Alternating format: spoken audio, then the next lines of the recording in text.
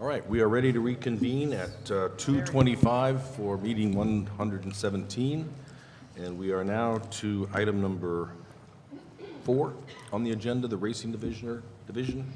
Director Dernberger. Good afternoon, Mr. Chair, Commissioners. How are you? Good afternoon. I appreciate your taking the time out of an otherwise dizzying agenda to put on your racing hat for a few moments. I will try to keep it brief, but we do have a number of things to talk about today. I first want to talk about yesterday was opening day at Plain Ridge Race Course. That's our harness racing licensee. The attendance was fantastic. The first floor was full. The second floor was full. The apron was full. From an operational perspective, we had a number of new things that we were doing, which I'm going to talk to you a little bit about. Those went off hitch-free, and I think it was a good day of racing. So we welcome the live racing season back in the Commonwealth. Opening day at Suffolk Downs will be May 3rd, and as part of my administrative update, I just wanted to let you know about a post time change. They would like to do a first post of 2:15 on that day. What that does is it extends the live race card much closer to Kentucky Derby time. I think post time for the Derby is 6:45-ish, so that just helps sync up the live racing card with the premier simulcasting event of that day. And then, because we do receive frequent stakeholder requests about the Racehorse Development Fund, if I could just briefly add some additional horse racing color to the discussion regarding the timing of the gaming licensing monies. As you're aware, 5% of the gaming licensing fund is distributed to the Racehorse Development Fund, and the timing of the availability of that money to the purse accounts of our horsemen and women is one of the key variables which will affect the supply of horses this year, perhaps the critical variable right now for our thoroughbred horsemen and women. So I just wanted to put that out there. I would be happy to put together a brief kind of outlining that for you at the next meeting if you would like, but I did just want to add a little bit of color on that at this time. Any more depth? I guess that's all right. Go ahead. Okay. The next agenda item, actually is approval of racing and operating officials for Plain Ridge Racecourse. In your packet, item 4B are a couple of documents. I'm going to skip over page 1 at the moment. Page 2 has racing officials. One of those names was subsequently removed from the list, so the completion of the list appears on the last page. All of the racing officials have successfully completed the background check, so it's my recommendation to you that these racing officials be approved for the 2014 season. You did delegate that authority to me last year, so I had approved them conditional upon successful completion of the background check, and that's where we are now. So I don't know if technically that becomes a voting item or if that's a reporting item. I think we delegated It's a to you. Okay, Right. all right. On the first Was there page. some kind of a certification that some people were going to have to get? Whatever became of that? So- The Accreditation. testing Accreditation. that For judges. Accreditation. So those are the stewards and judges Right. that we employ. stewards and judges. Yep, so Right, the not track, these people. well, the Okay. track employs one judge, and, Right. yep, so, Right. and he is accredited. Okay. On the first page, we have key operating personnel. I am still waiting on just a couple of additional things on a couple of the individuals there. So I'm going to postpone. I'm just going to approve them all at once. So they are, at the moment, approved pending successful completion of the background check, and we will get back to you at the next meeting when those are complete. Moving right along. Are all our judges and stewards accredited? They are. They are? All of the judges are for this year. Okay. But We have these- yes? But some assistant judges aren't.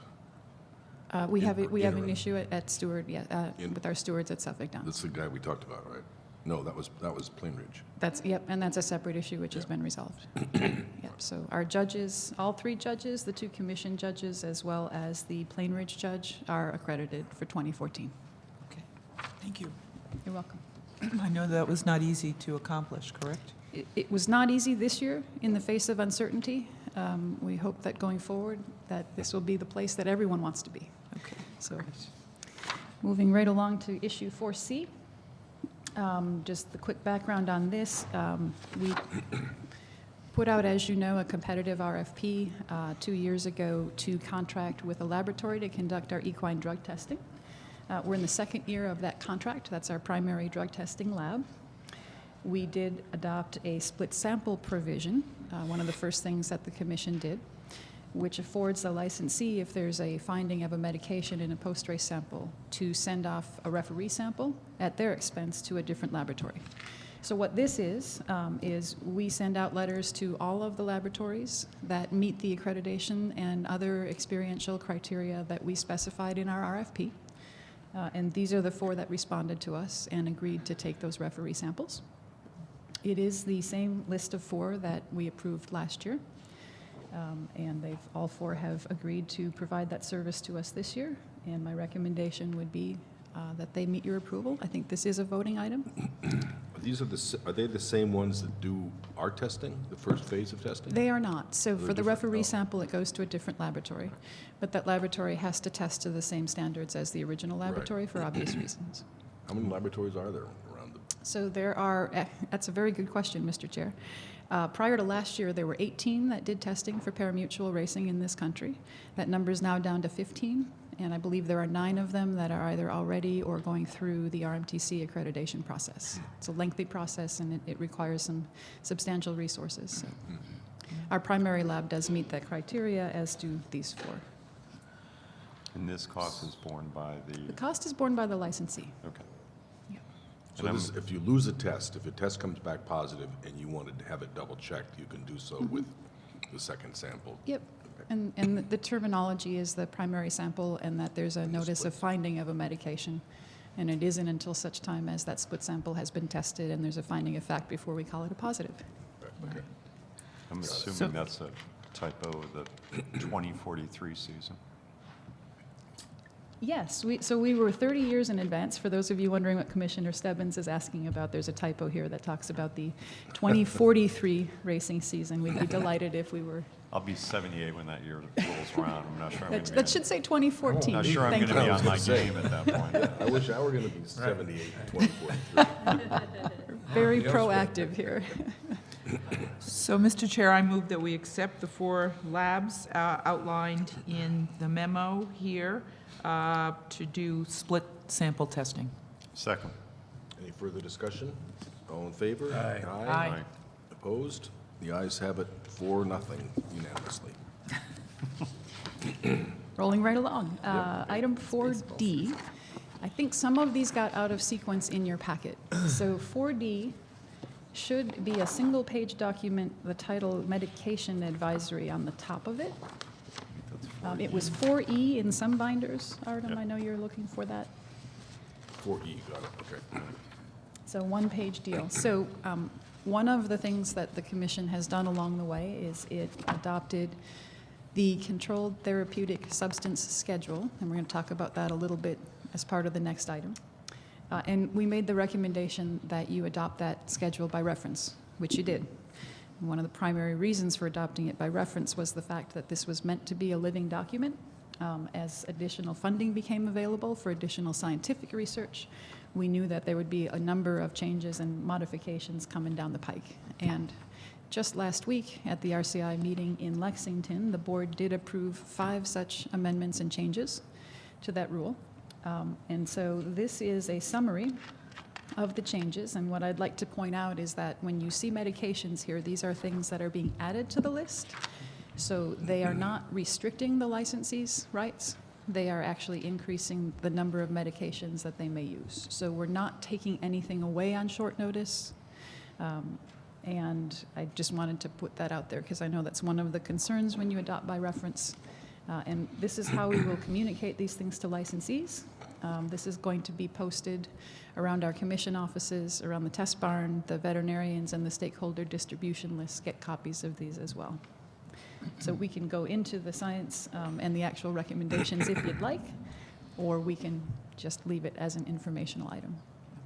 So you don't anticipate any controversy about this, this change in the medication policy? No, and in fact, the addition, the 2 new medications that appear on this schedule appear there because stakeholders wanted to be able to use those medications in thoroughbreds and standardbreds therapeutically, but we can't expand that menu until such time as we know what an appropriate threshold is. so the level below which it doesn't affect performance. I see. So these are actually in response to stakeholder requests. Okay, excellent. Thank you. Okay. Good. So item 4D or E, depending on your binder. This is a welfare initiative that we'd like to spend a little bit of time talking about, have a little bit of discussion about. So Artem, this is the memo this is the 7-page memo with the appendixes.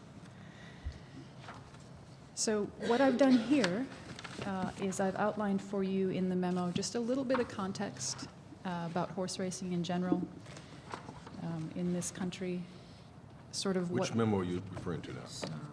So this is one, it's dated April 17th, the title Is it- line. It's not this one, no. Nope. It's at not the that one. end of D for The me. end of D. Okay. Yeah. Got it.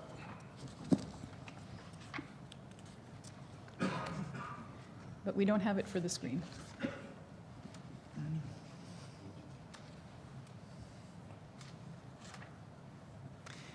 What we've done for you here is just provided a little bit of background about the state of the regulation of racing in Massachusetts when the commission took over. So there's a little bit of background there. And basically what you asked me to do when we came in was to make a number of changes to not only bring Massachusetts up to speed with the rest of the country, but to actually come to the forefront of some of the best practices and other initiatives that are out there.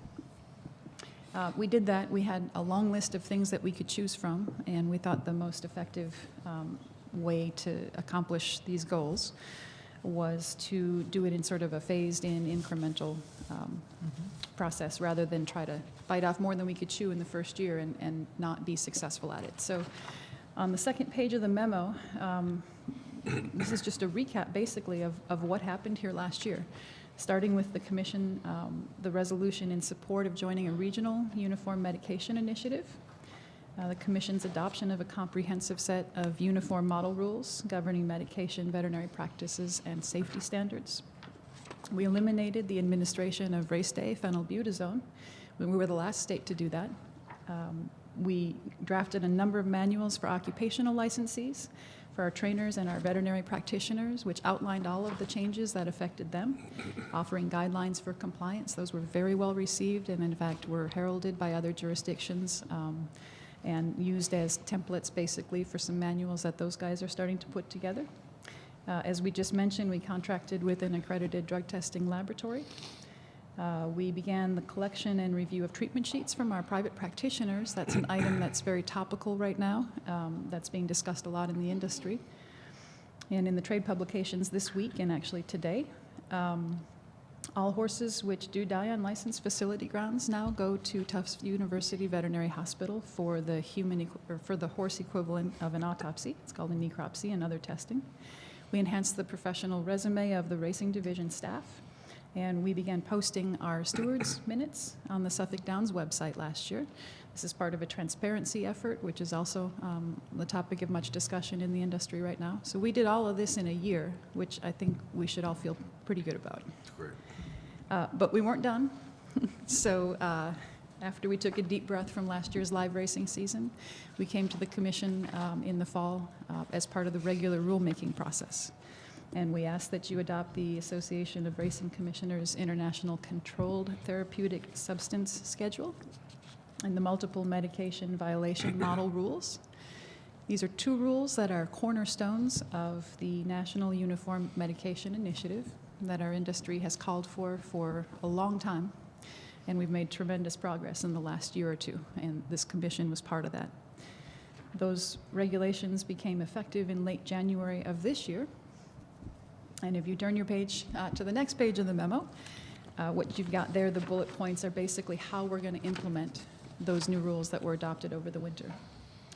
So starting yesterday, the commission now is in control of the furosemide administration program. What that is the last medication that's permitted on race day in racehorses.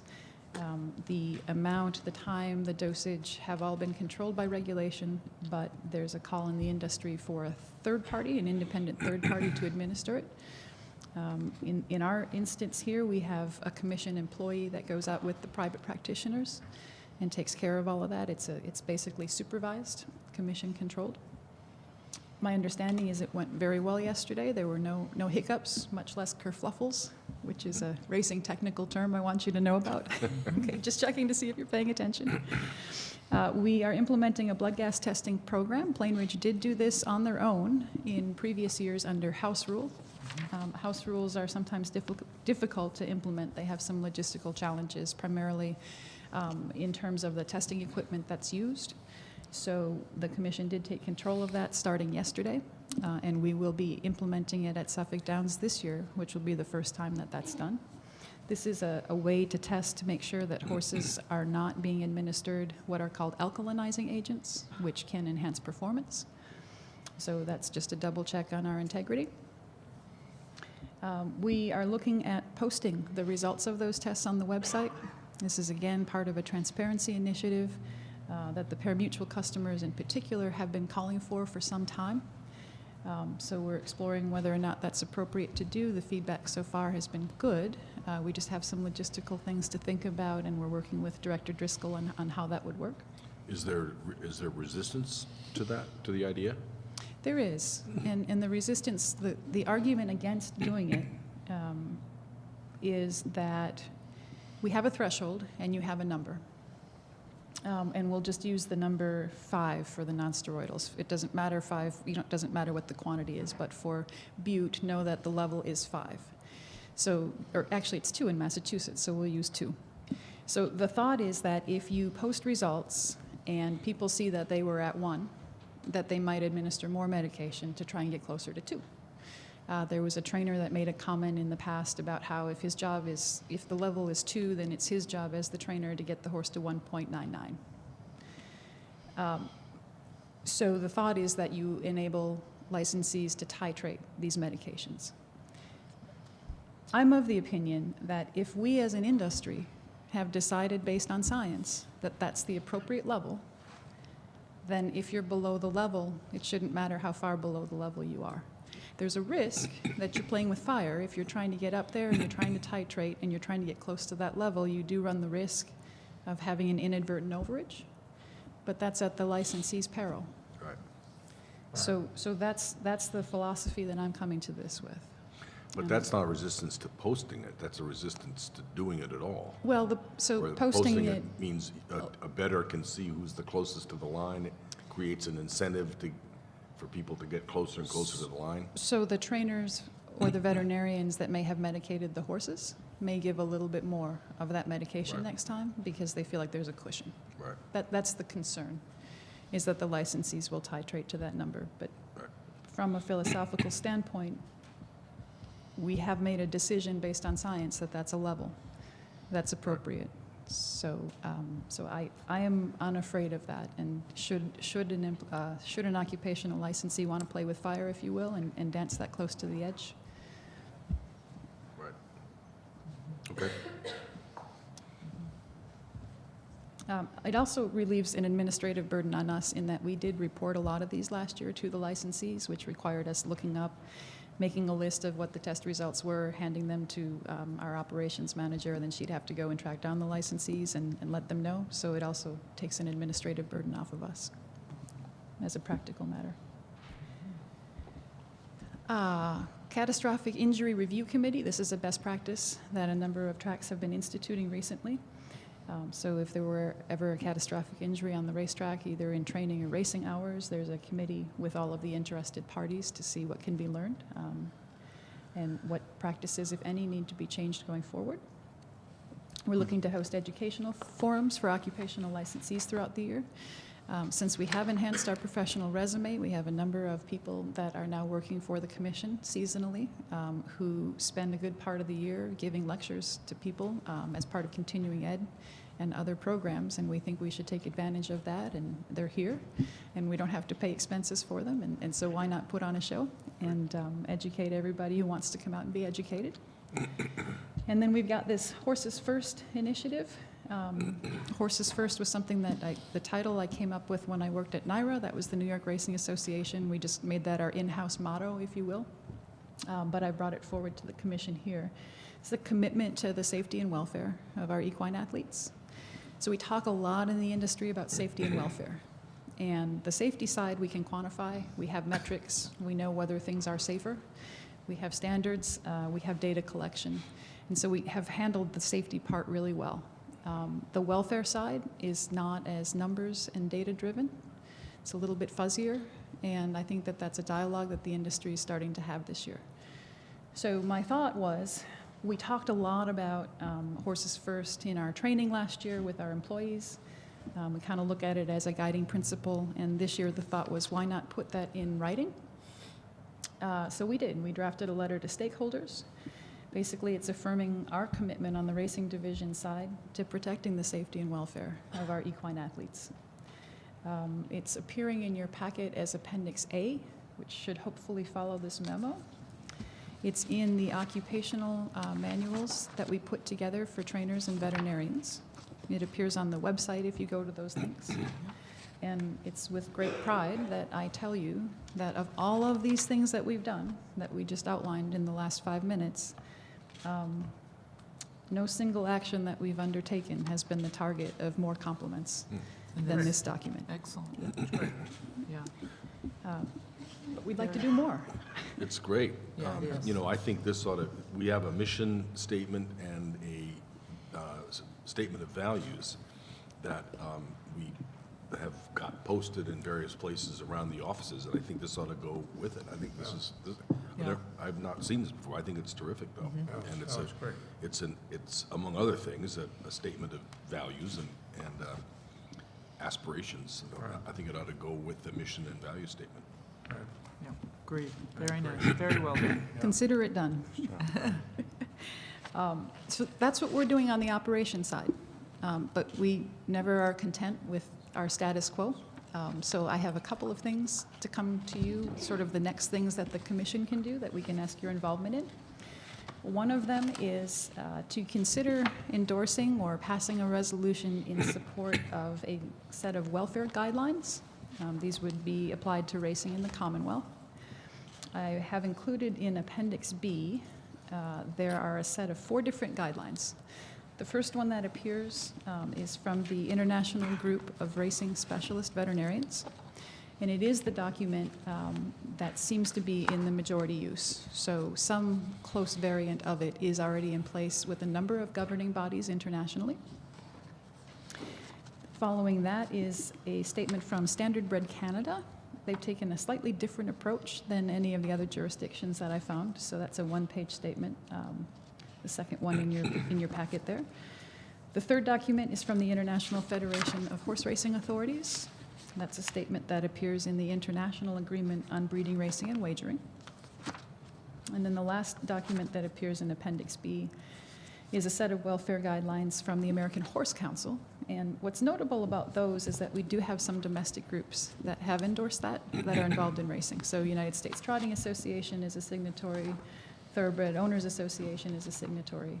So I've put all 4 of those in the packet. And what I would recommend on these, even though I do think that the first set is the one that's in the majority use, I would be very curious to hear what the public has to say, what our stakeholders have to say. So I propose that this go out for public comment, maybe a 2-week period, and then we'll assemble those and come back to you at the May 15th meeting with whatever support or comments our industry has to say.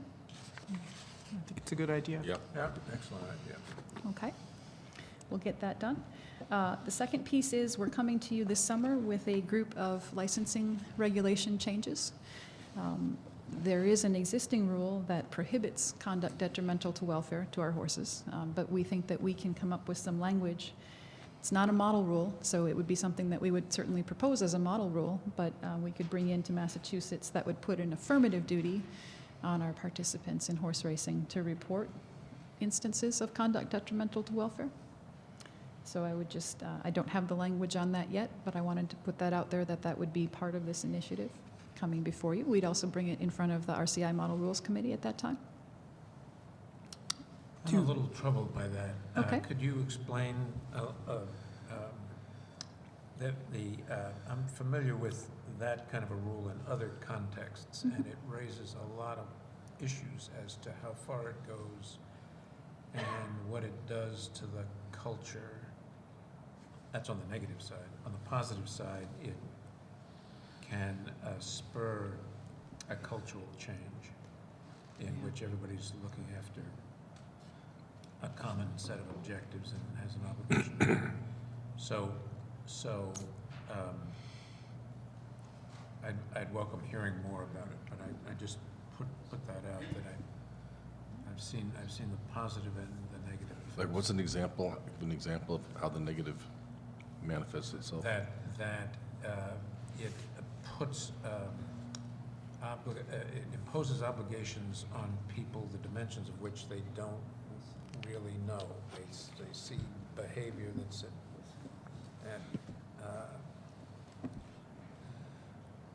that's the standard for reporting is so broad that it turns everybody into either a constant reporter or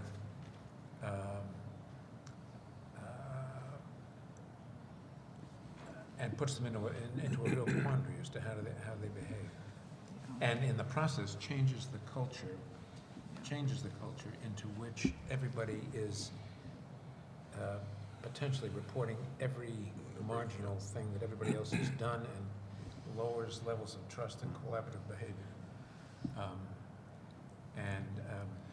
The bar associations have rules, and the disciplinary rules for lawyers include rules like this, and they've gone back and forth over the years as to how that rule is phrased and what the consequences of it are. In some cases, there are clear violations that people have not reported, and they ought to be under an obligation to report, and people have been disciplined in the bar context for not doing it. On the other hand, it has had some of these marginal problems. Yeah, you don't want to create a East German Stasi environment, network of informers.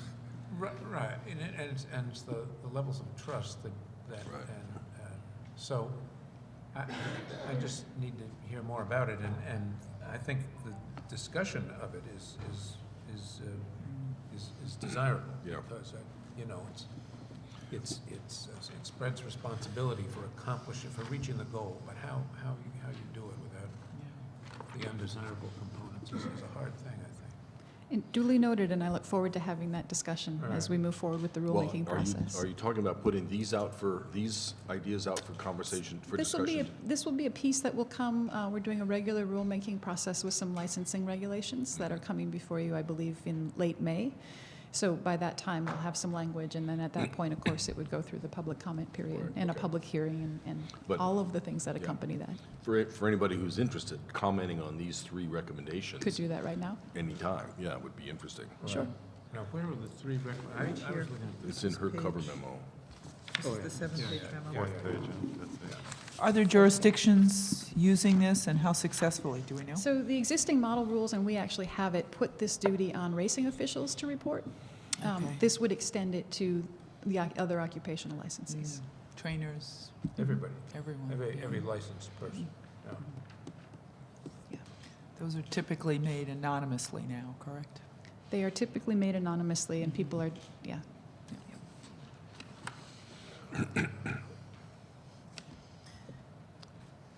Number three? There's no easy answer.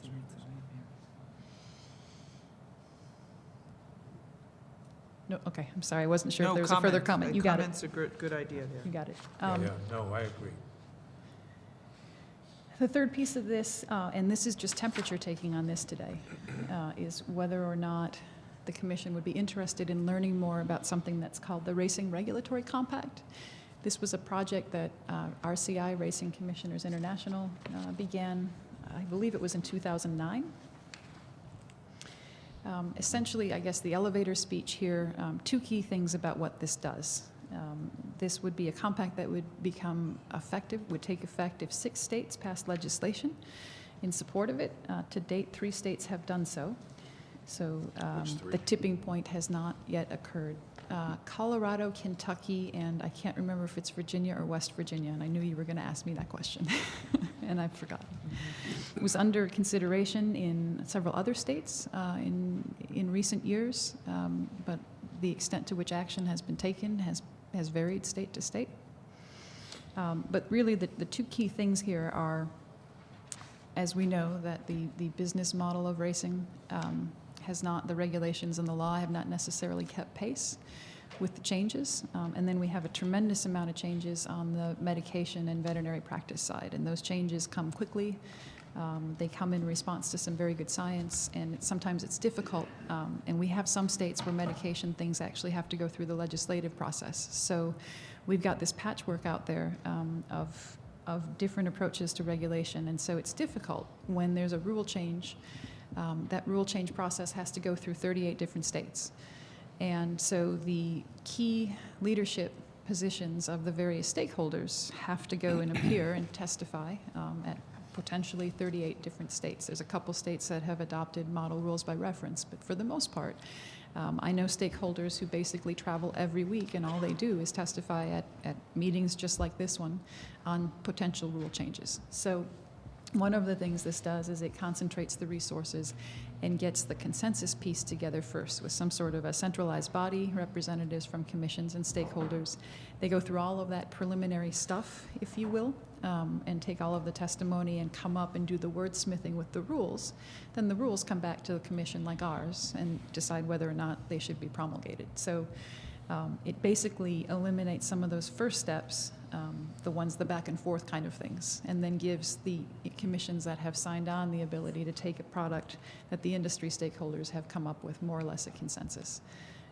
And so it's a resource saving piece. That's the biggest piece of it, I think. And then again, because we do have the rulemaking process taking such different times in different states, it helps harmonize that a little bit. So it's a resource saving piece. If you're interested in exploring this in more depth, I am not the subject matter expert on this at all. I've included the information from the informational website that RCI did put together, and we do have folks who are willing to come in and talk to you about it at some point. If you think this isn't the year to look at it because you've got a few other 100 things on your plate, we can certainly bring it back in the fall. But I just wanted to take your temperature right now and see what you thought about that. I don't know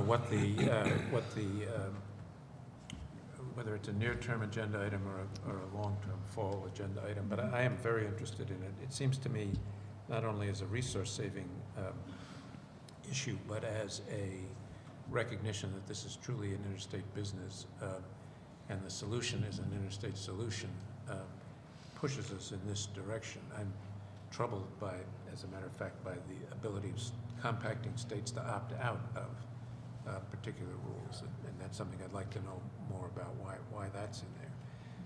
The success of the multi-state lotteries, Powerball and the Mega Millions, stems from the fact that there is a group, a compacted group, that sets all the rules, and they're uniform across the country. I mentioned in Atlantic City last week on the panel that I was on that I thought that the internet gaming piece ought to look at this kind of an approach to not only to outcomes and payoffs, but standards, is what kinds of games and the elements of games. Because I think there too, it's an important multi-state operation. And in fact, there are in the tribal gaming world, there is a compacting process that's been started for internet gaming in the upper Midwest, and they are following this kind of a model. So I think this has the potential to solve a lot of racing's problems. I say that as an outsider, essentially. I mean, I'm not nearly as familiar with anything as you are, but it seems to me that this could really be the solution to the problems that racing is facing, and so I'd very much like to hear more about it. I would second that. I mean, I think the issue is your bandwidth, not ours. I mean, it's when you're ready to move us forward on this, do so. I mean, I think we're ready whenever you are. And I for somewhat similar reasons, feel like, my uneducated view is that any pressure for centralization and standardization and and for centralized management and leadership and strategy is good.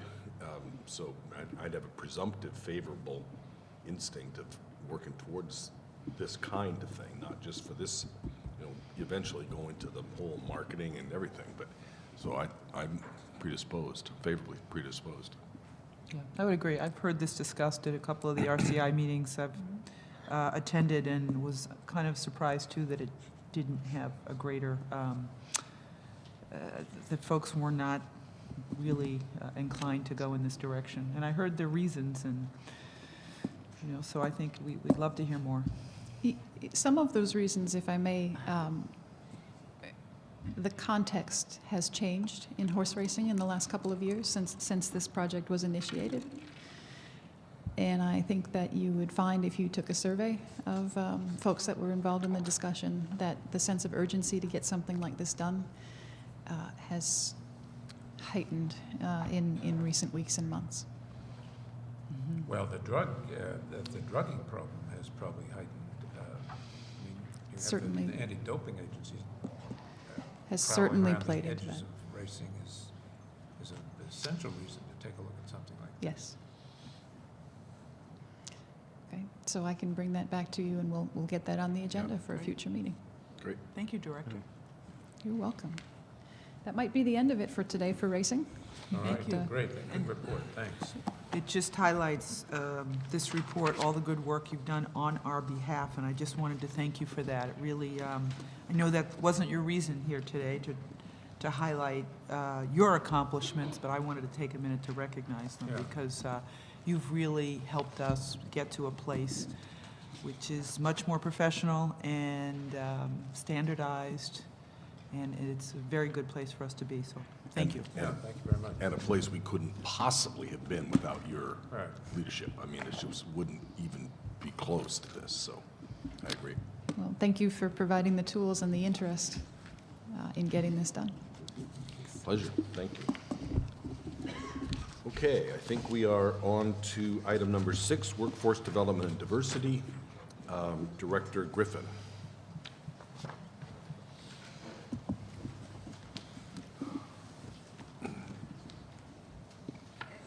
Hey, Janice. Yeah. If I could ask the members for Penn and Turner to come up?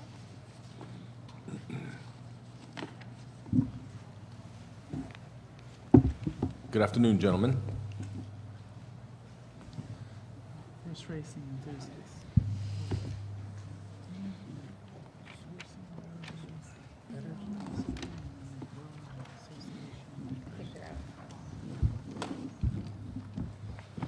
Yeah, that kind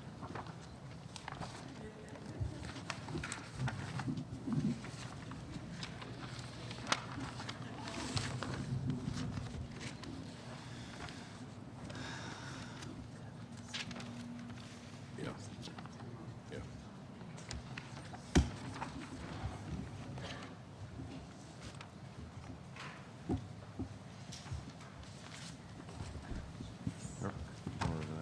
of. These two mics.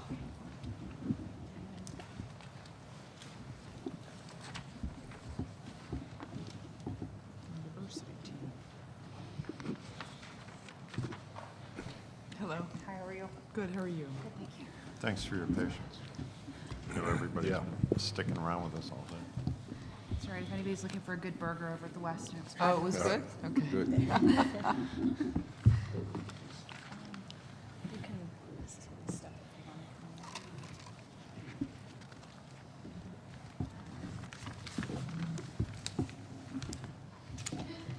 Good afternoon, Commissioners. Good afternoon. Good afternoon. I appeared before you on April 3rd with representatives from Turner Construction and Penn National Gaming to present their initial diversity plan to you.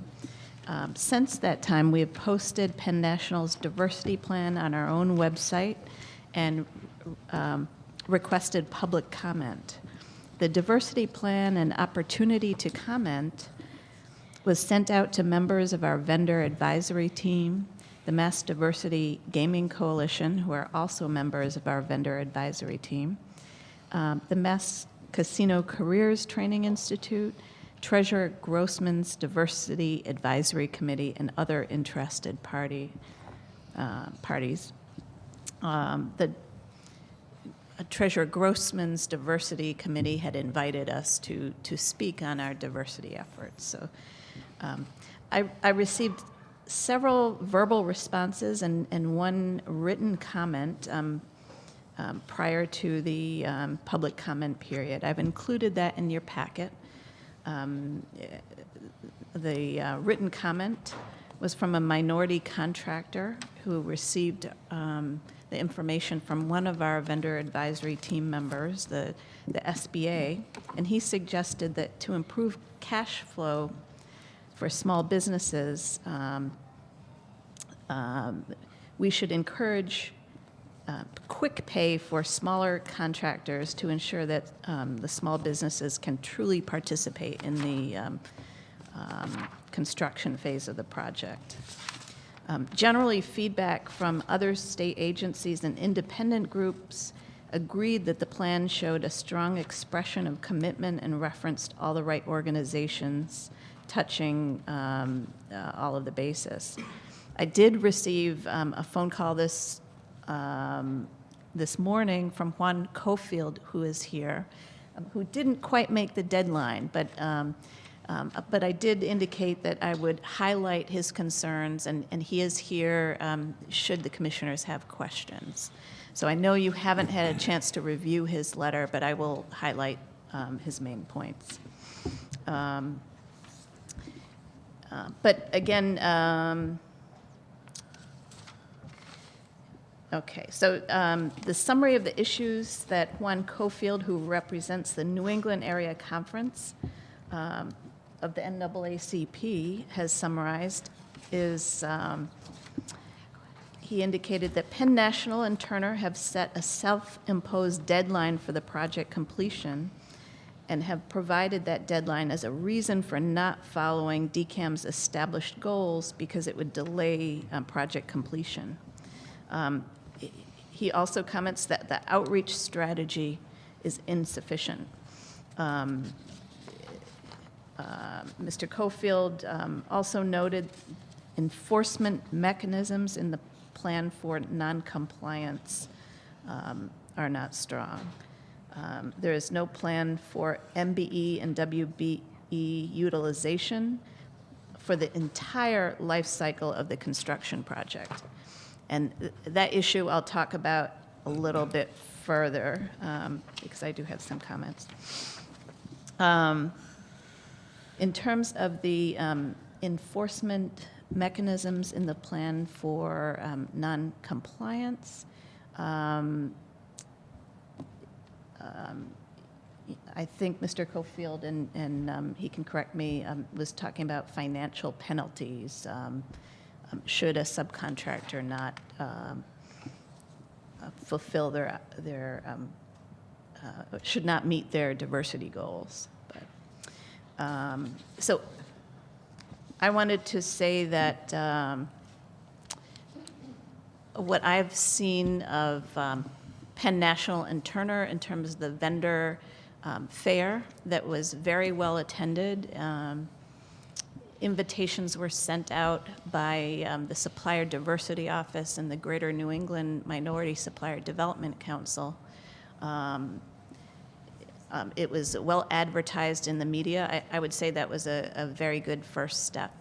I've heard from the Supplier Diversity Office, Reggie Nunnally. Both he and Dr. Fred McKinney of the Greater New England Minority Supplier Development Council have been invited to participate in Penn National's Diversity Committee. Originally, that committee, the last time you saw the diversity plan, was composed of internal Turner and Penn participants, and they did agree to invite these external folks who could help them think through diversity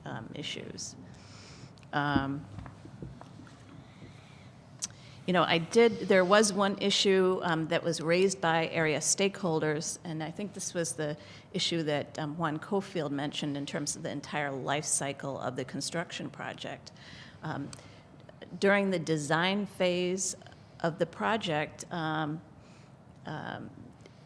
Penn has inherited this project in September of 2013. They acquired Plainville Racetrack, and they inherited a design team. They inherited a completed garage, and they have also raised the concern that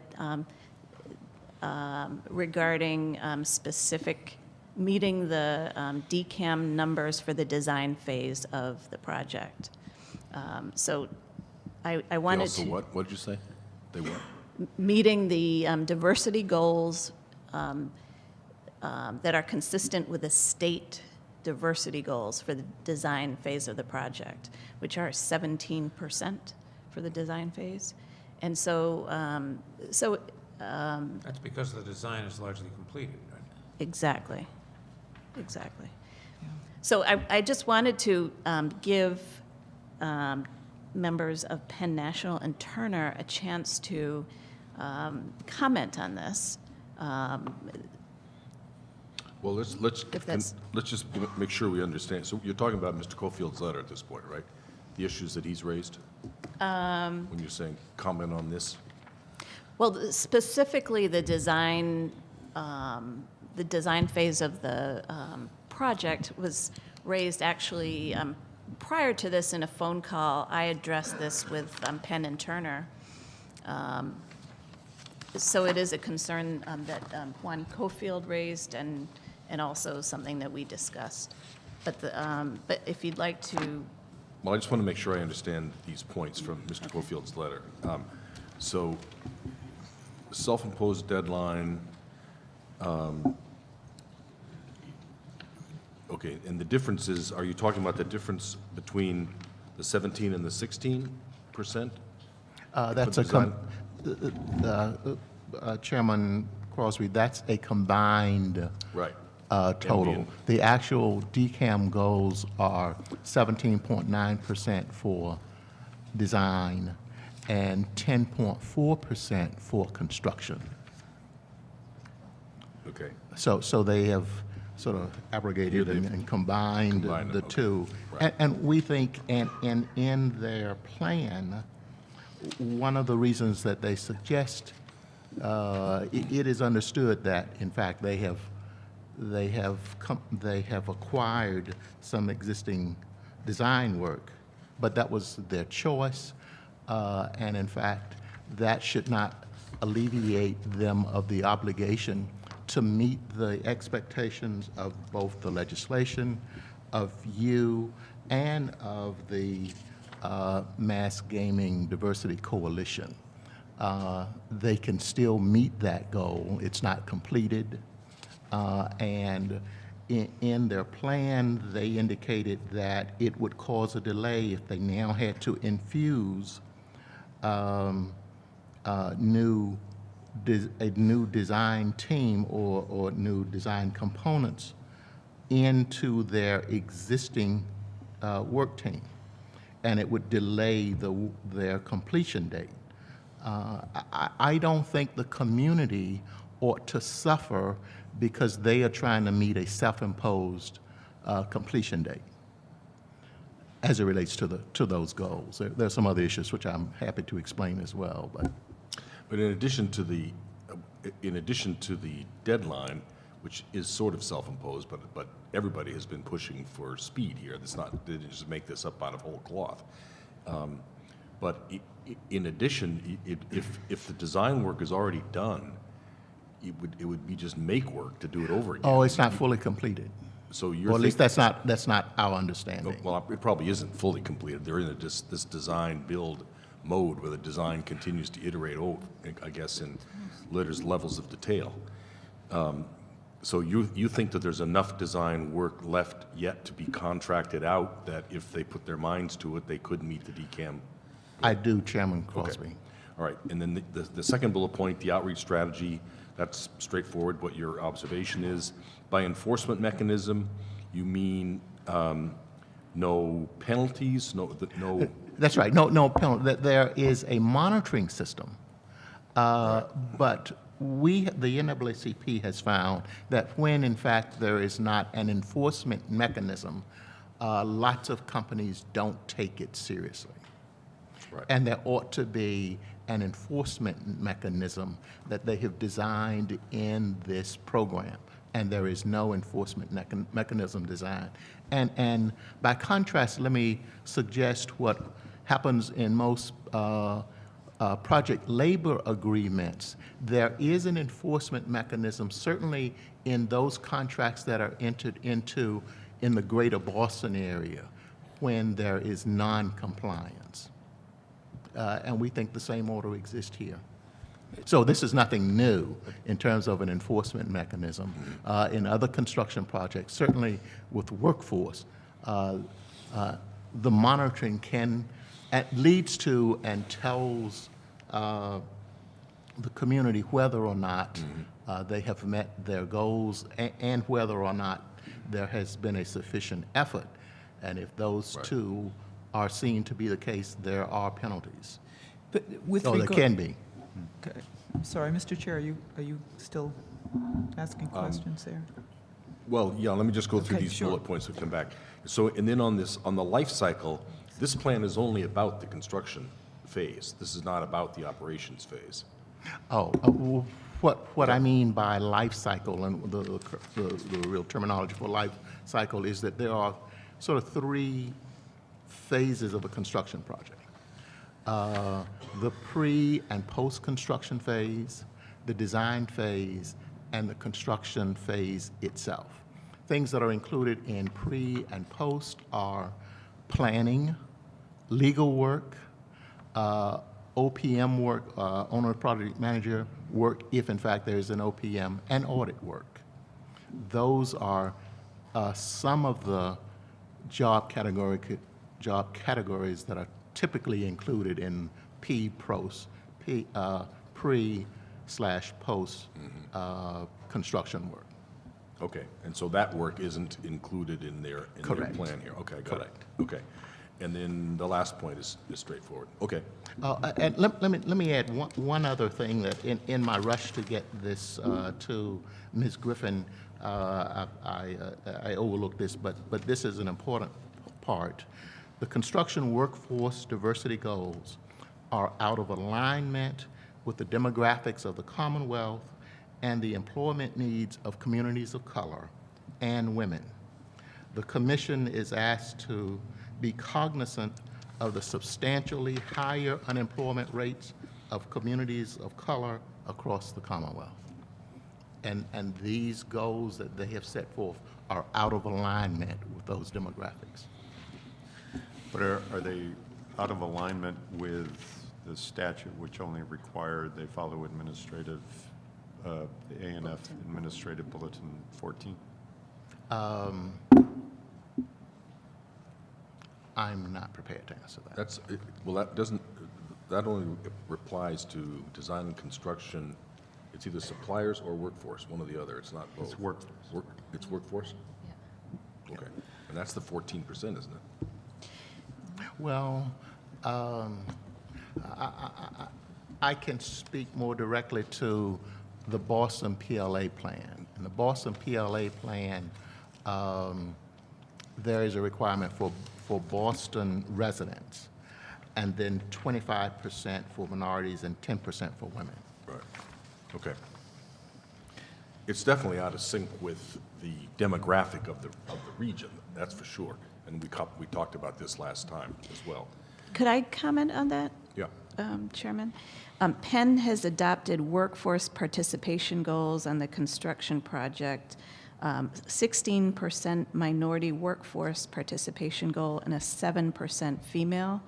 And I think both percentages compare favorably. The state goal is 15.3 for minority and 6.9% female. If you consider the demographics of Plainville and the surrounding community. I think the workforce goals seem solid to me. Okay, so I've got my And there initial. are commitments to hire locally in the surrounding and host community agreements, right? Right. There is a significant, Do you actually know what the demographic makeup of the workforce is in the area, in the defined area, local and, I do have it, I don't have it with me to share with the commission. but do you know that it's in the nature of 15, 16% minority? I, I'd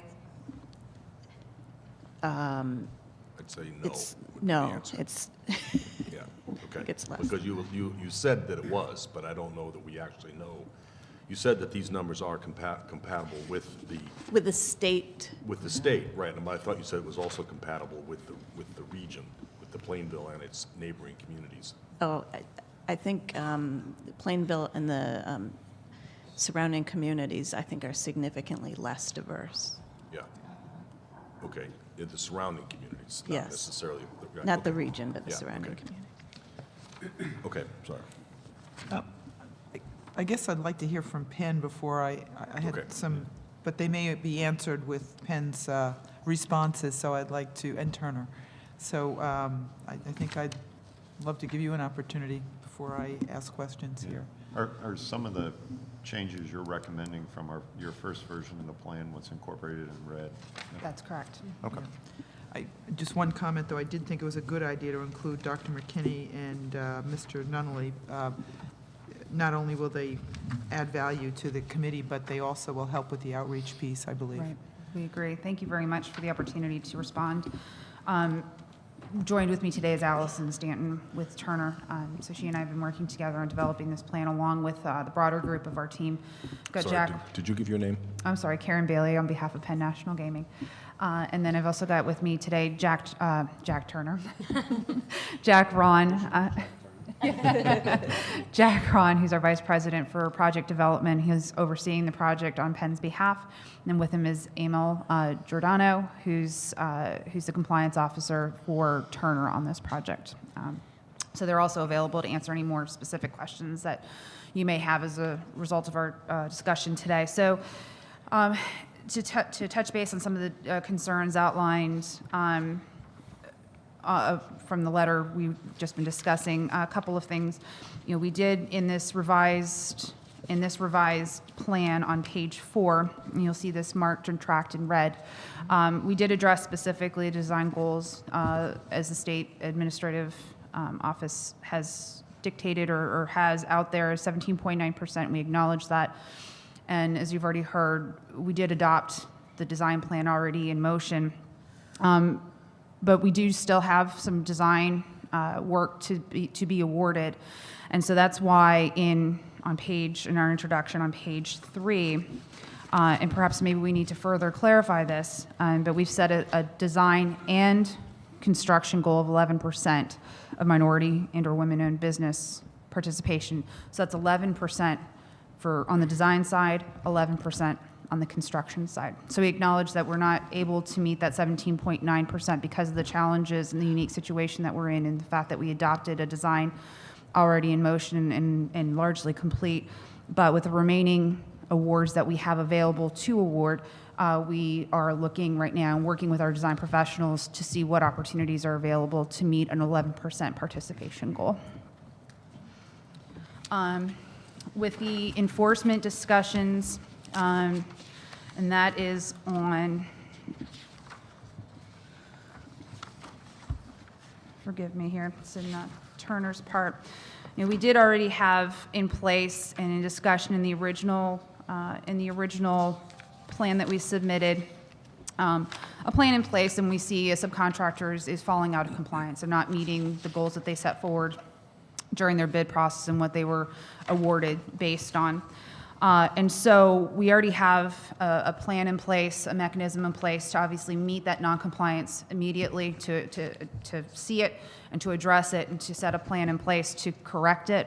One thing that we added on to that is to have the Gaming Commission's involvement when necessary, if desired, to participate in those corrective action meetings. And so we think that also in those scenarios, whether it's on the construction side or on the workforce side, that we, it's one of the reasons why we extended the invitations to Mr. McKinney and Mr. Nunali to participate, because to help us with those outreach opportunities, as well as any corrective action that we may need to take. Hopeful that we don't have to.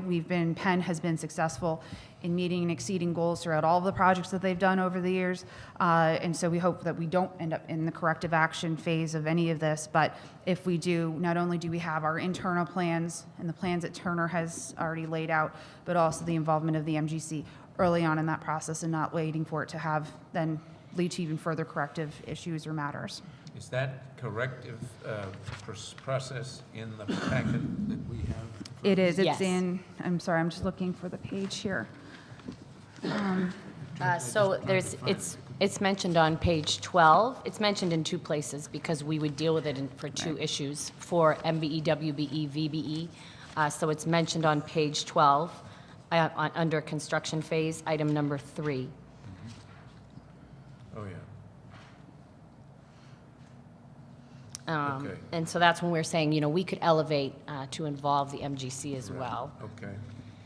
And then also, it's listed in the workforce piece. Which page is that? That would be page 14, item number 3. And it's in blue and red. Right. So again, we'd have, as I mentioned last time, a corrective action isn't a last faith effort. It's something that is specific to workforce. If we notice, someone comes on with their core crew and the numbers are already not reflective of the goals, we might have a corrective action, the first weekend. And then we would elevate it, obviously, to Penn would be involved right away. And then we felt that, if we progressed into the next week or so, it was an issue, we would like feedback and involvement from the MGC.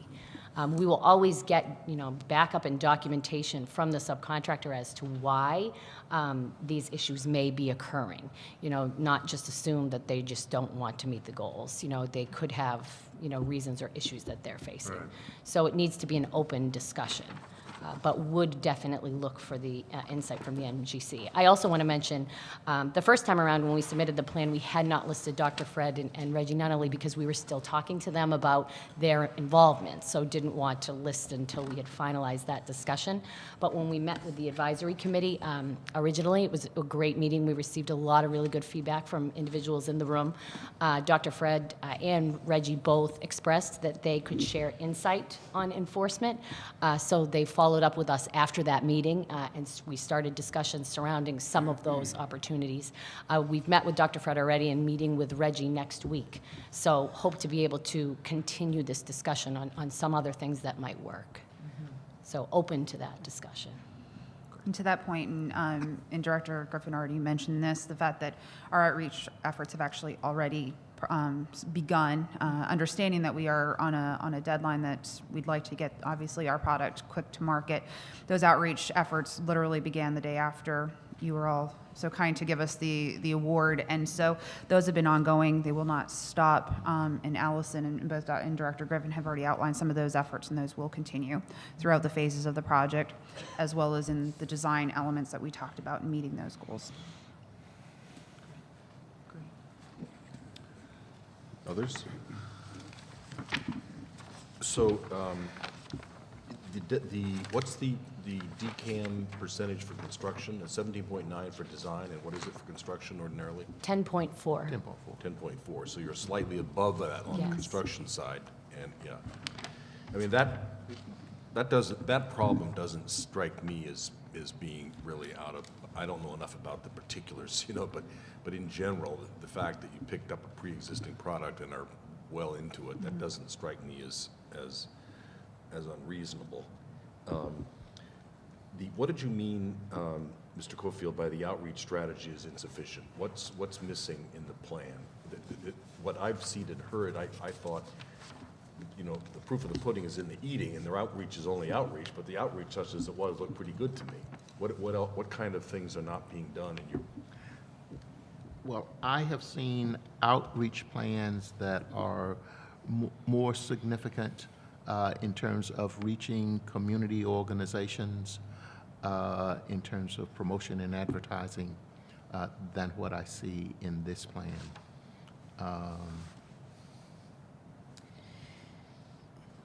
You know, I think perhaps there is an opportunity to document and update what you have already done. Some of what you have shared with me, I wonder, could you give the commission an update on some of the things that you've done specifically regarding minority contractors? Certainly. So, as Karen mentioned, we originally had an opportunity fair. We discussed that at the last meeting. Since that time of that event, we've had several businesses follow up from that event.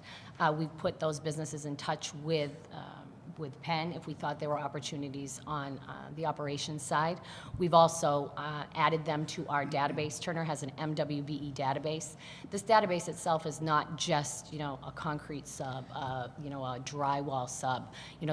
We refer to those as prime contractors, contractors that we would hold the contract with.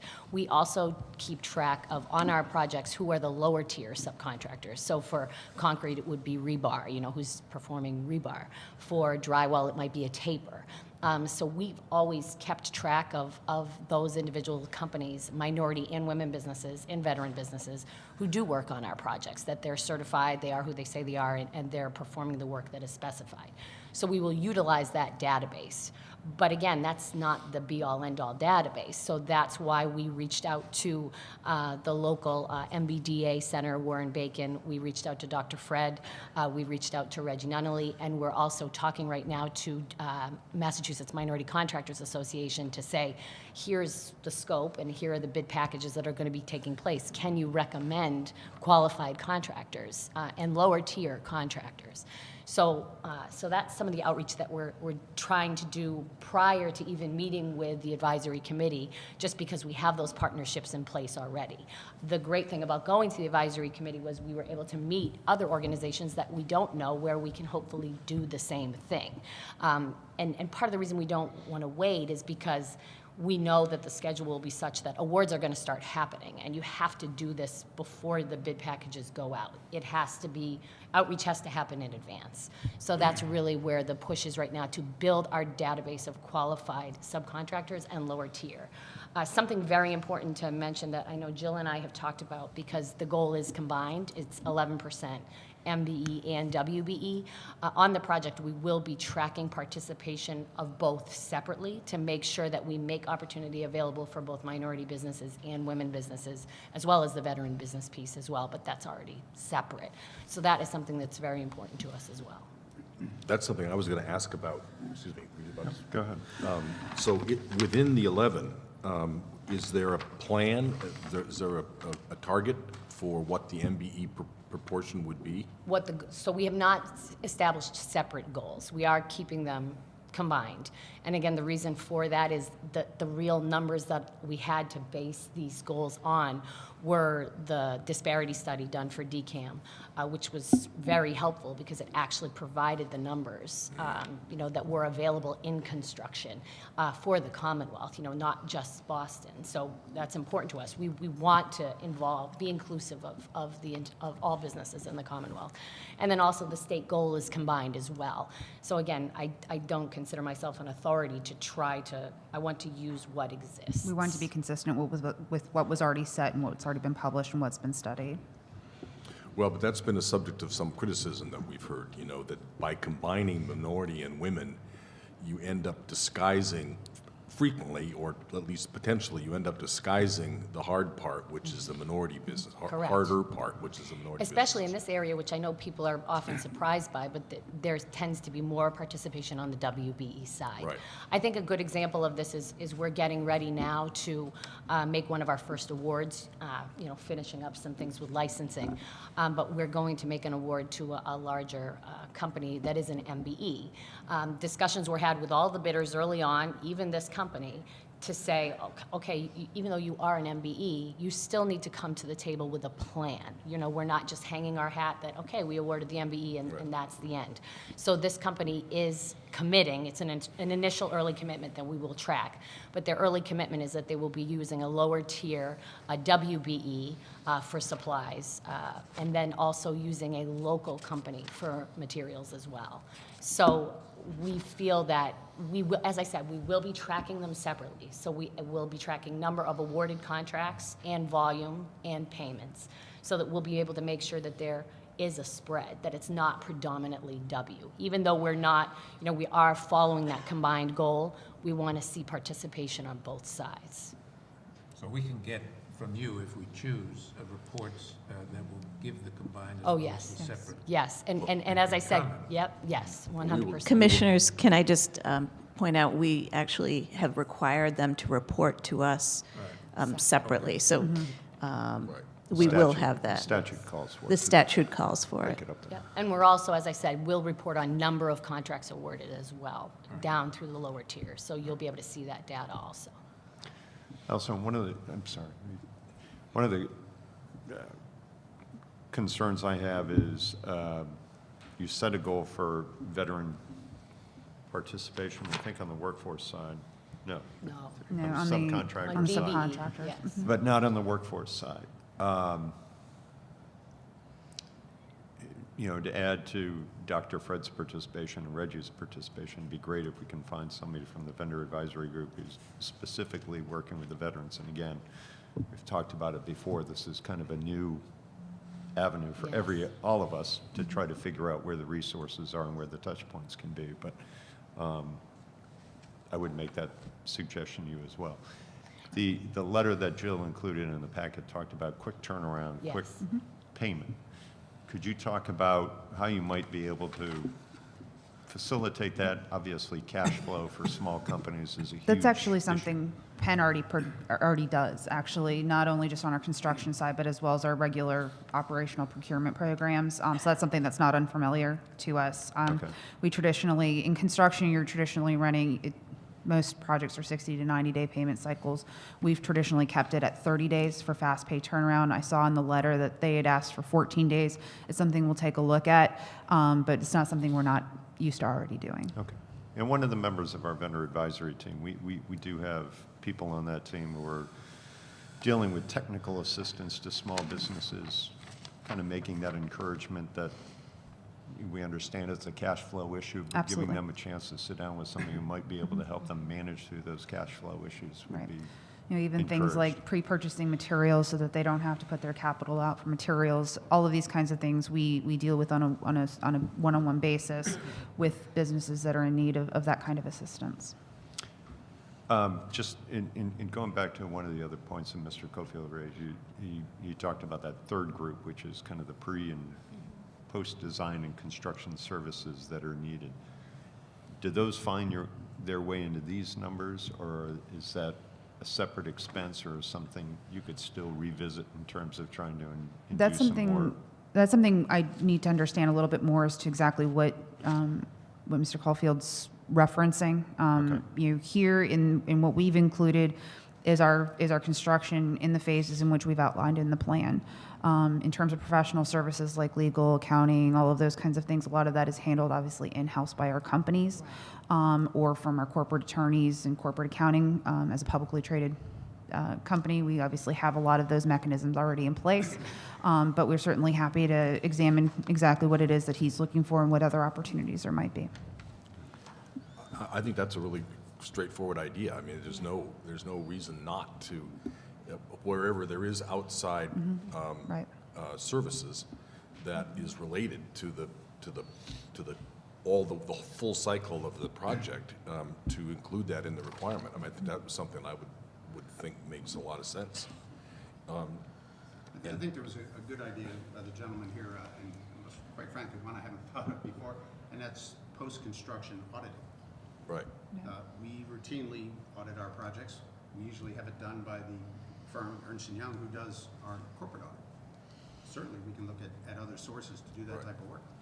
And that That's right, and that's exactly what he was asking, and I appreciate your taking that as a good suggestion. There's another idea that we've heard about that I think, I mean, the reality of it is, unfortunately, that the number of small businesses out there, particularly minority small businesses, but women too, that can handle big projects are pretty few. Just because 16% of the population is one thing doesn't mean 16% of the companies can handle 16% of the volume. But you can partner with folks and be creative about partnering. You can take, your Ernst & Young could partner with a local minority firm. Maybe the local minority firm wouldn't have the chops to be an auditor for a Penn National. But they could partner with a minority firm and lay a chunk of that work off on that firm and get credit themselves. And, and the same thing is true with all this other work, even the design work, which is ongoing. The point here is to use this moment in time and the leverage of this public commitment to address a whole host of issues, and one of them is the lack of expertise, lack of wealth, lack of business opportunity in the minority community. So you got to think of ways to force it through the pipeline. And one way would be to go to your design firms who are well into it and partner with a smaller minority design firm. Some of the work that your existing design firm was going to get gets laid off on that smaller firm. There's a mentoring relationship that gets built. They get to know each other. And I think that's something that you should require people. You use that as a tool to get past, the understandable initial, there's nobody out there, or it's too slow, or whatever. But I think you could think of ways through partnering to access a larger amount of the dollars and still do business with, at a primary level, the nature of the people that you, for understandable reasons, need to do business with or are doing business with. But it also seems to me that this has got to be a collaborative effort on the part of everybody. And for example, Mr. Caulfield represents a region-wide organization, and suggestions as to how to improve the outreach, specific suggestions, and those kinds of things would be enormously helpful for people who are receptive and trying to do it. So I fully agree with what the chairman just said, but I do think that everybody who wants to make this thing work and make it a success has an opportunity now to not only say this is not good enough, but here's a couple of ideas that you might try. And it seems to me that we've got a receptive audience, and this collaboration will be helpful in making it work. Yeah, I'm sorry. No, the vendor advisory team is somebody that we've hoped would have a monthly interaction. Again, we know that this project is on a pretty tight time frame to open up within a year, and some of the traditional reporting requirements that we had thought about of, every quarter, we just felt was, too much could slip through the cracks at that point. So having Jill keeping our vendor advisory team together and organized and attempting to meet once a month hopefully allows, I think to Mr. Cofield's point, the chance to jump on some problems before they get too big and nobody can address them. I'm wondering, is there a way we can, it seems like there's two outstanding issues. One is consideration of any enforcement/penalty provisions, which you're talking to some outside folks about how you might incorporate it in this, as well as, it seems, this pre- and post-design construction work that might be available out there as well. Is there any way we can approve this? I'm assuming you're looking for us to vote to approve or disapprove this report, but approve this report with those contingencies, and hopefully you'll come back to us and address those Happy to. in the future. I mean, I think we both view this, obviously there's certain things we want to make sure we focus on the goals and be proactive in working towards those, and getting approval there is important. But we view this as a fluid document, something that we want to continue, it's a base. It's not to say, this is it, this is what we're doing. We want input, we want collaboration, we want insight, so that this grows as the project grows. So we would definitely be open to that. no pressure that you're the first one out of the box and that we have other projects coming down the line. Well, and I mean, we should be straightforward about this. We're all in a learning cycle, and, you know, we've got the 3 casino contracts coming up, and we're getting our training wheels on too, and we want to do this as well as we can, and we're learning, you know, what we're doing well enough and what we're not, and we'll be better next time around. In light of that, though, Mr. and I know our Category 1 folks left, but they may not find themselves in a similar position as Penn found themselves, kind of stepping in and assuming this project. But knowing that all of our Category 1s are doing some level of this pre-construction, the design work, et cetera, even though it's not the bulk of the work in that phase, we ought to remind them to be mindful that, you know, looking for this minority women and veteran business participation better be first and foremost, even though they haven't been awarded a license, so that they can demonstrate that effort to us in the end. I wanted to explore the enforcement mechanism too. What in the case of, you were talking about the Boston PLA, Yes. which I assume is essentially a commitment to pay union level wages, and therefore to use union labor in Boston construction projects? Yes, and as a part of that PLA agreement, there is language for 3 areas and a commitment for Boston residents, minority workforce, and women workforce. And there are sanctions included in the PLA agreement if the contractor does not, or the sub does not meet those goals after some point of working with them that just don't meet the goals. There's the opportunity for sanctions, and that's in the PLA agreement. And do you know what they are offhand? The kinds of sanctions? Are they financial penalties or what? Yes, but they certainly include financial penalties. Yeah. And I don't remember specifically what they are. I can get it to Jill, to the commission. I've never seen it with goals, because then if you have a financial penalty, it'll become a quota. Right. That's That's where how we I understood it also. And- Correct. And kind of what we discussed last time. Never When seen Commissioner penalties. McHugh asked a similar question. Right. That was our understanding as well. Right. I So- think we need to be very careful about that Yeah. and get some really good advice before we go down that that road. decision. Particularly with things in the state of flux that they are Right. now in that area. And we want this to succeed. We don't want this thing to get cratered.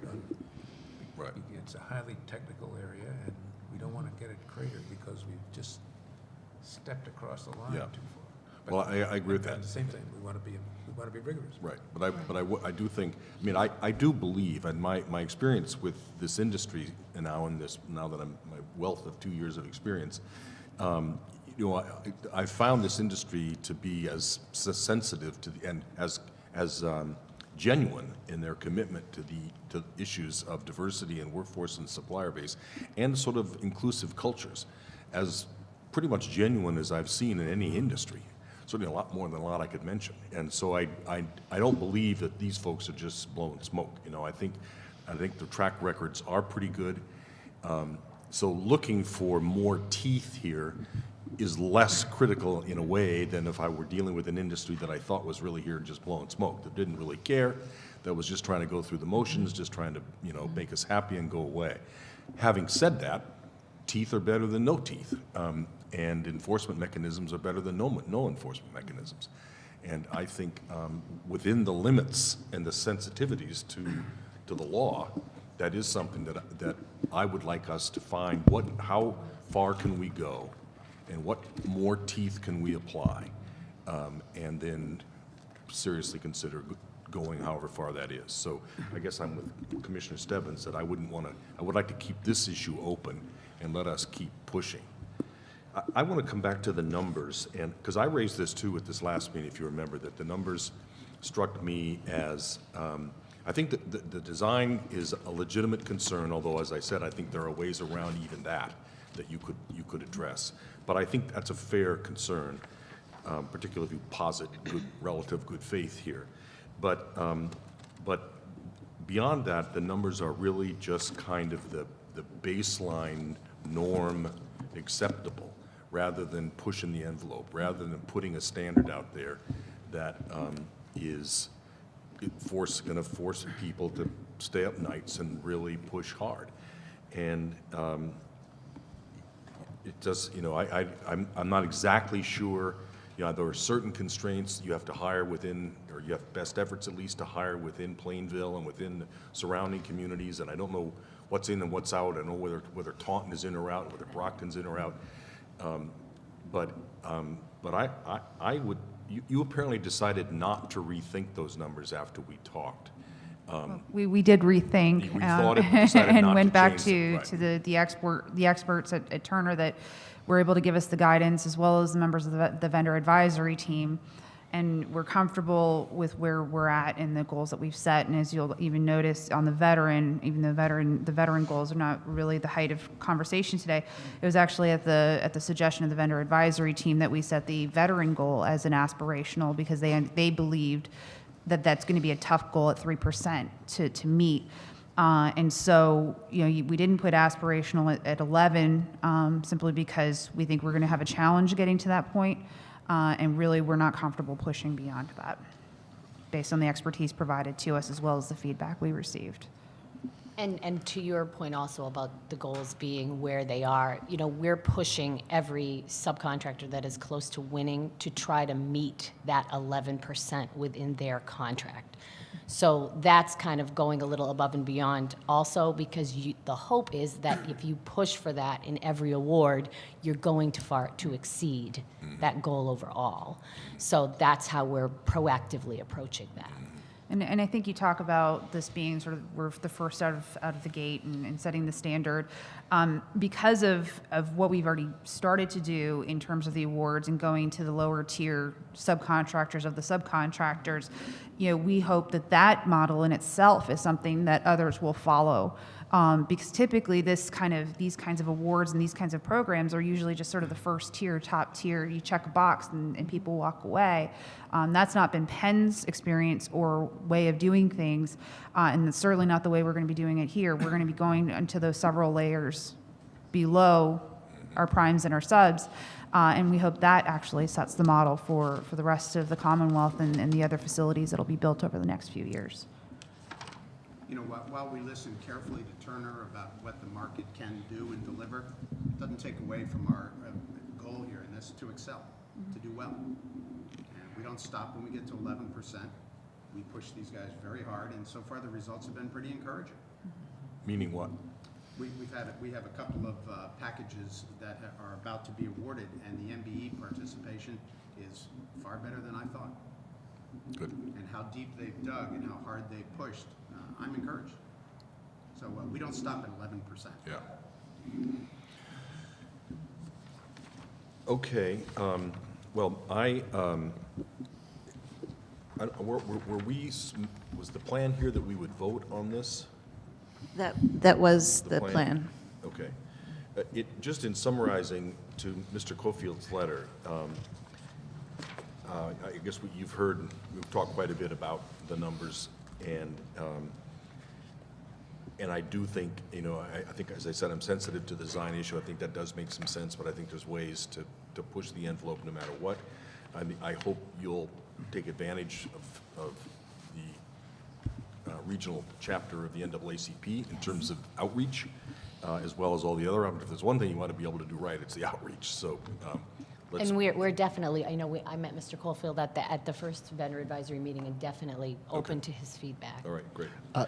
But you didn't follow up. Well, I gave you my card. I gave you my card, too. Well, then we need to get together then. Neither of you called me. So let's talk and figure out what we can do. All right, good. Well, that's the idea. Exactly. The enforcement mechanism we're going to look into, were there other comments from our advisory group about either the numbers or the enforcement mechanisms? Did our advisory group look at this and say they were okay with this? I had several verbal comments that indicated they were okay with the numbers. The numbers weren't a concern. I had, unfortunately, they did not put their comments in writing. That's right, but, Yeah. but it was reviewed by our advisory group, and our advisory group did not raise that particularly as an issue. That's right. All right. We're presuming towards expanding the pre-post definition into the total package of goods and services that are being measured. And I think we have a pretty strong sense that we like that idea, and that's a legitimate addition, and you would responded favorably to that. As far as the history of diversity, if that's a useful part of the conversation, you know, you can have that, but I'm less interested in the history than in the future. That first call can be your references. Okay. All right. Yep, that's Right, fine. right. So where are we? Commissioner Stebbins, do you want to try to put, 'cause I think we want to move this ball forward, but we want to leave some issues open for further work. Mr. Chair, I would move that the commission give preliminary approval to the diversity plan for the design and construction phase of Plain Ridge Park Casino with subsequent issues to be addressed, which are discussion around enforcement penalties and expanded definition of pre and post The life cycle, yeah. design work for MBEs, WBs, and VBs. Second? Second. Any further discussion? So maybe as soon as the next round, 2 weeks from now, you can give us an update on where we are on those issues. Okay, sounds good. Any further discussion? All in favor? Aye. Opposed? 4-0 adopted. Thank you all very much. Thank you, for Commissioners. Thank you coming. very much. Thank you for taking the time to write. Now, we need to move to the rest of your audience here.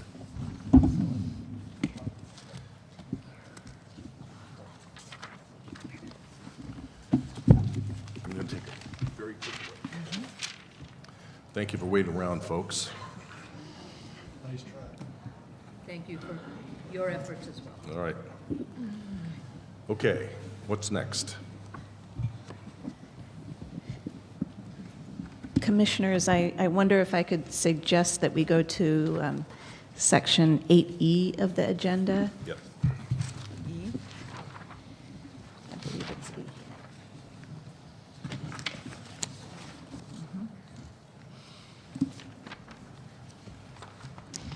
In Section 8E, Commissioners, you have a memo from Commissioner Stebbins and myself, and in that memo, we recommend proposed legislative changes to the expanded gaming law relative to Section 16 of Chapter 23K, related to the automatic disqualifiers specifically for gaming service employees.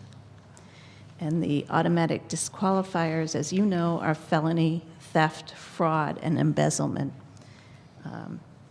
We have, Let me just make sure I get you. So it is any felony or a conviction for theft or a conviction for fraud, or is it a felony which is about theft or fraud? okay, it's a conviction.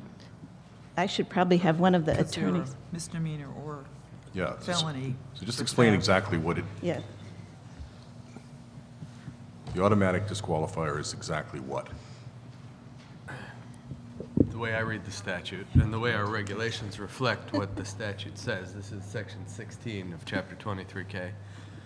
It's a felony or okay. a conviction for fraud, theft, perjury, or embezzlement, something like that. I always forget So exactly. misdemeanors in those areas. Misdemeanors. Fraud,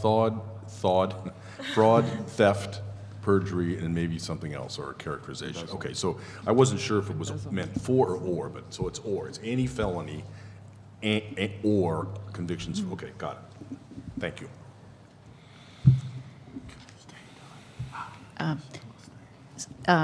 As you may remember, we've received correspondence from Action for Regional Equity, a coalition of more than 10 community organizations, and One Everett, a local coalition, as well as Unite Here Local 26. And I have members of those organizations behind me, and some were here earlier but had to leave.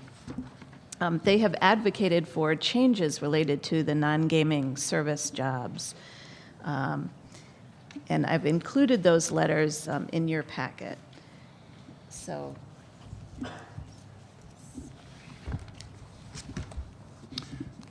Was the Action for Regional Equity, was that the group that led the Corey reform fight in the legislature last time? No, we were not. Okay. The organizations that were part of leading that and were in the leadership of that, including Boston Workers Alliance and Epica, which is out of Worcester, are part of our regional coalition working Okay. with them. Okay, so when you're taking a position, you're of the same mind as the folks who led that other Corey fight We before? are actively representing them in a minute-to-minute sense. Got it. Okay, And great. I'm one of the leaders from that prior. Okay, fine, great, thank you.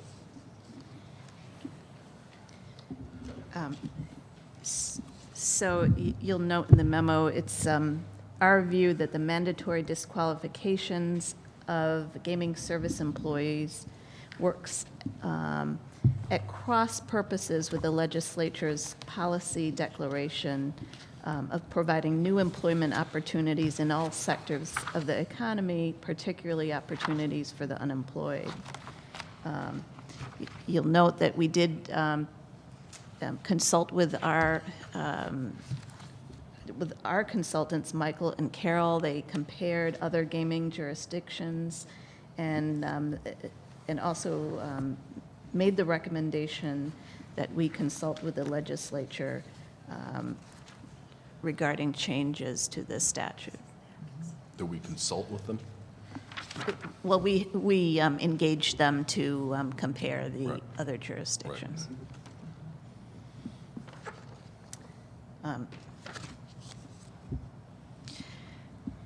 So the other point is that keeping registration as a requirement for gaming service employees would allow the commission to know who is working within the footprint of the property.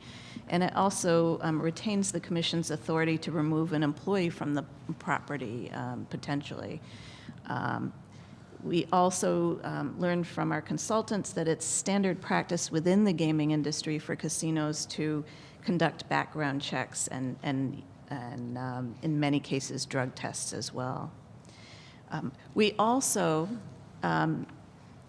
asked our applicants and our licensee for their views on this. And you'll note in your book that MGM has provided an opinion through an email from one of their attorneys. They suggested that we look at other jurisdictions such as Nevada and New Jersey. And they further suggested that that the level of the position we should focus on the level of position and the access. Folks who are handling cash issuing credit or have access to confidential or sensitive information should, of course, be handled in a different manner than the gaming service employees. We also received a letter from Mohegan Sun, which detailed other areas of the that you're focusing on regarding the statute change, but they did indicate that they would like to take the opportunity to work with us regarding the proposed legislative changes for the automatic disqualifiers. They didn't raise an objection in that letter, so. Well, I think that's an important piece, because we could make a change, but if our licensees are not willing to also embrace this case-by-case basis method, it's really doesn't help. So the fact that they are willing and that MGM is asking us to look at jurisdictions which do not have this automatic disqualifier any longer, I think is a positive to what this is trying to accomplish. Again, this question was born out of a number of letters that we received. And I think, Mr. Chairman, you were thinking of, should this be part of the package of legislative changes that we send to the legislature? I think,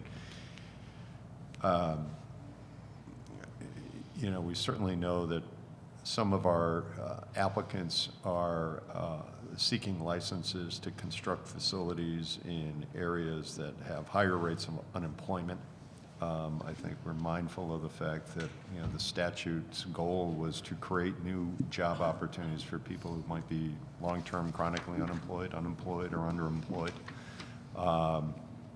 And looking at this disqualification period, even beyond 10 years, if you're seeking a gaming employee license or a gaming service registration, you would still have to prove rehabilitation.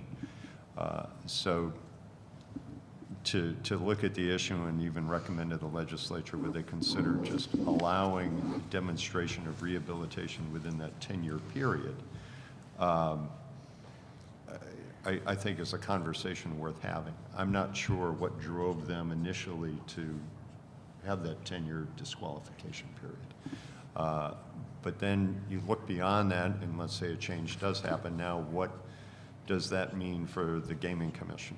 And Gaming Commission in terms of licensing, Gaming Commission in terms of our Bureau of Investigations and Enforcement Bureau, what are the standards for rehabilitation? It depends on any number of felonies, it depends on the misdemeanors.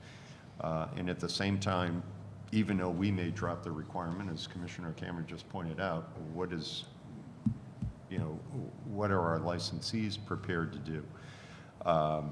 Again, you want to look at some of these efforts to rehabilitate themselves. I guess the best way to avoid going back to jail is having a job.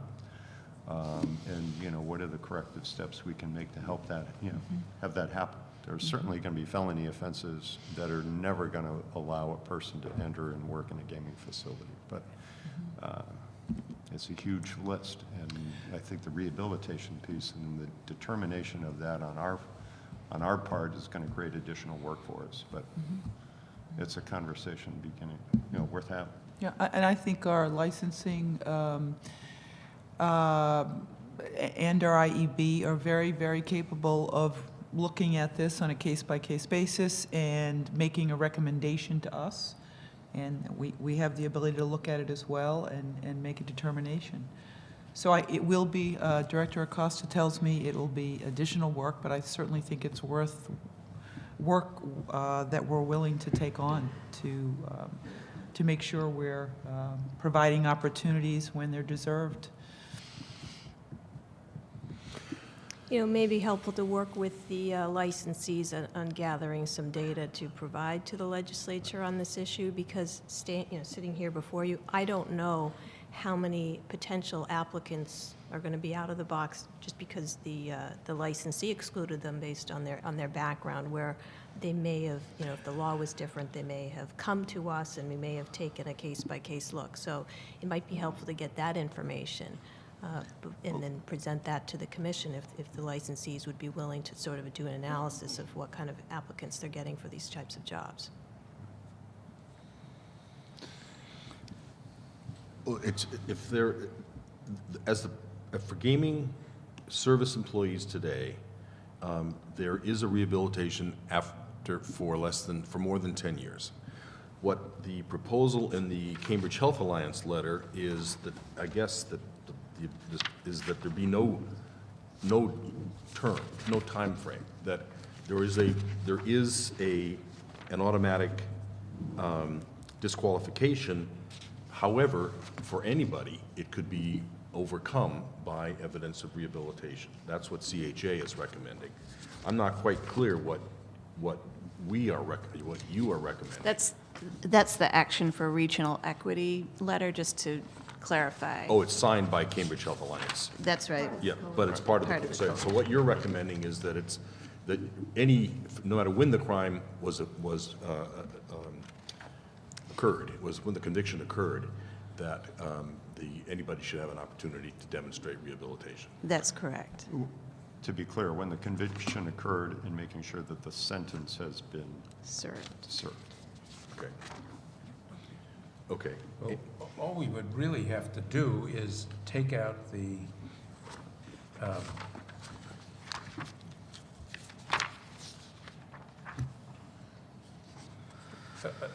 just a slight, we just have to have a slight change in 16B, right?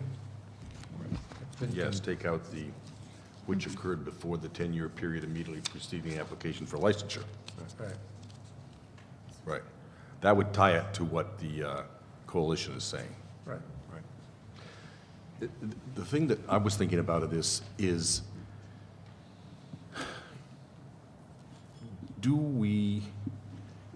what this does is puts a burden of proof on the offender to prove rehabilitation. I'm not exactly sure how you prove rehabilitation, but,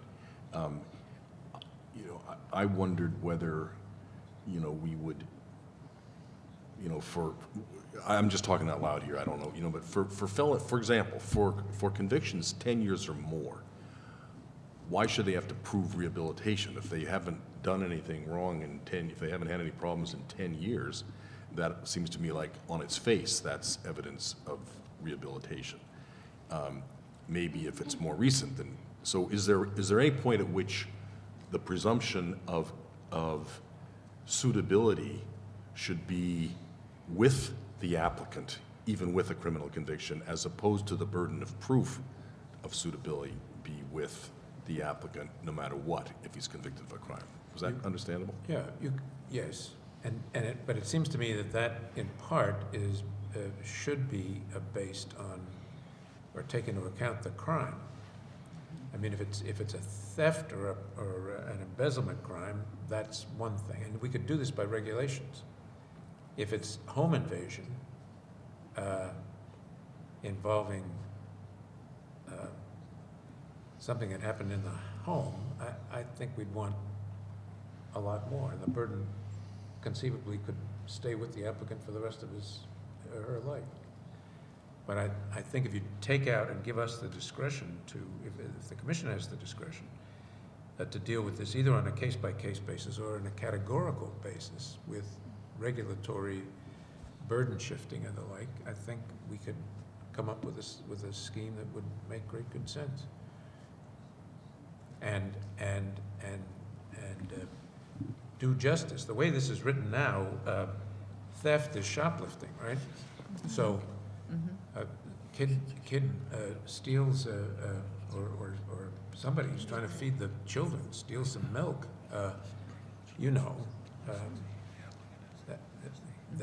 that is one that if it's some sentence or fine is imposed, and it seems to me they might not oughtn't have the burden. Right. But we could deal with it. I think it would just be easier to overcome, is what you're saying. That's the case-by-case piece. Well, you might also be, I'm sure, that's one way to do it, but you could also have a series of regulations that say for misdemeanors, presumptively, the burden's overcome after 3 years, or... If there are 30 of them? Well, presumptively. 30 of them may defeat the presumption. But, I mean, all I'm saying is there are various ways to handle that. Yeah. And I don't think there should be a burden shift one way or the other for everything. I think it's more nuanced than Yeah. that. Yeah, and it would certainly be helpful for some guidance, because the more sort of abstract this becomes, it Right. becomes more difficult for us to make recommendations for the commission. We also want equity among all these potential applicants that are looking for licensure, so it should be fair across the board, Right. regardless of, who's coming in or where they live, or something like that, that they're treated equally. Right. But if we get the 10-year period out of there, then we have a lot of room to maneuver and to create regulations and other kinds of procedures to deal with this. Right, okay, so if we could get the legislature to simply take out that 10-year clause then we would have, and we would assure the legislature that if they did that, then we would put in via regulation the nuance. I think Does- we're strictly talking about in 16B, we're just talking Right. about gaming service employees. Right. 16. Leaving Right. gaming employees Right. with the same requirement. Right. Yeah. It's a conversation, I mean, we as a body have not talked about this issue. I don't know if we've ever raised it with the architects of the legislation as to why it found its way in there, but it's a helpful conversation to start to have. Well, it's a derivative, it seems to me, of the gaming service, I mean, of the preceding section, in which they are talking about gaming license, key gaming employees and the like, in which there isn't that 10-year, there isn't any rehabilitation. So it seems to me they were trying to keep bad people out, and they just didn't really stop and carefully think of what the consequences of this were. Right. Can I just pick up on one point that Commissioner Stebbins just raised? 16B applies to gaming registrants and gaming employees, I believe. Right. So if you were to change 16B, it would remove the 10-year window from Right. both of those categories, Yeah, I'm not saying just only the make the change relative to gaming service employees. just the gaming service, As opposed to, gaming employees as well. Oh, that's right, it's limited to a key. Keys are Keys are- paragraph A. Right. No, no, I Everyone see- else I is see. paragraph B. Right, I see that. So the other distinction is that there is a burden that's placed on the gaming employees to demonstrate their qualification by clear and convincing evidence. There is no burden on the registrants. There's a presumptive issuance of a registration to an applicant for a registration. So it's a little different process. Not that that would affect this discussion, but that's just something to bear in Right. mind.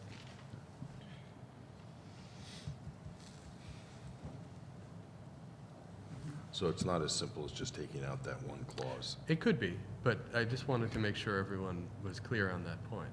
Well, it would include gaming employees, Yes. but that's not what we're talking about. Well, I am not sure. That's why I Well, asked. he's saying gaming, you're talking about, see, what's a gaming employee? Gaming employee is like a bartender in the, what's a? No, like a dealer, surveillance, count room, Right, counting. okay, Security personnel. Right, Lots okay. of times it's called behind the So- velvet rope. we would, I don't think we're talking about applying this to that category No. of people. We're only This is talking about the strictly gaming for gaming service service. employees. That's right. Right, Yes. which is what you're saying too, right? Th- So that would that's right. require But as more. Todd points out, gaming employee and gaming service employees have this, are right now in this 10-year As a exclusion 10-year right thing, there. so we'd have to separate them. Right, have to separate them.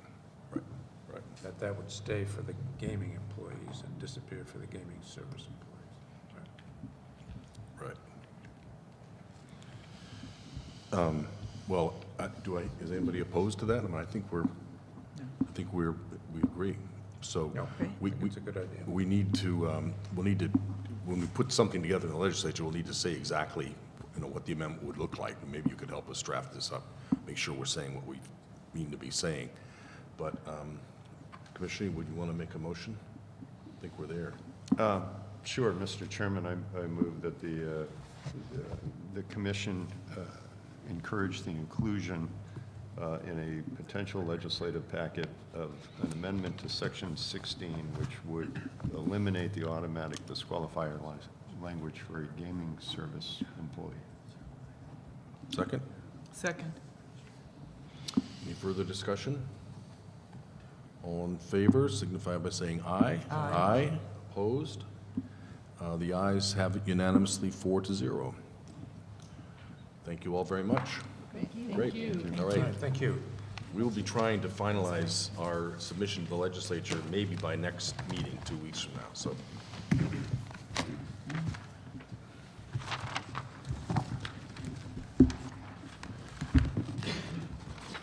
Let me just, well, you've got something else, right? You've got the training school. You've got one other, Training school. yeah.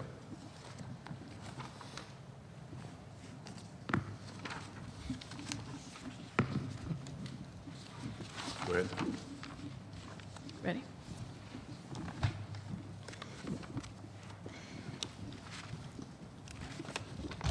Commissioners, I'm here to present draft 205 CMR 141, regulations that pertain to gaming schools. These regulations focus on schools that teach people to be dealers, slot machine technicians, or surveillance personnel. They cover private, for-profit, and nonprofit schools that are under the jurisdiction of the Department of Professional Licensure, and also community colleges who report to the Department of Higher Education, if these schools decide to open training related to gaming. Training offered by a gaming licensee for its own employees is exempt from these draft regulations. And I'd add, this is a first draft, and we're looking forward to your thoughts on the direction that we're going. One of the goals of this regulation is to ensure that we're tracking actual gaming equipment consistent with federal guidelines. And this tracking of the equipment is in section 140.05. We also recommend that instructors have at least 5 years of practical experience in the area that they are seeking to instruct. That's in section 141.04. Curriculum guidelines are provided in 141.02 for the purposes of outlining a model curriculum. Regarding the curriculum, these draft regulations outline this model curriculum for schools to follow. It's based on several other jurisdictions and specifically the Atlantic Cape curriculum.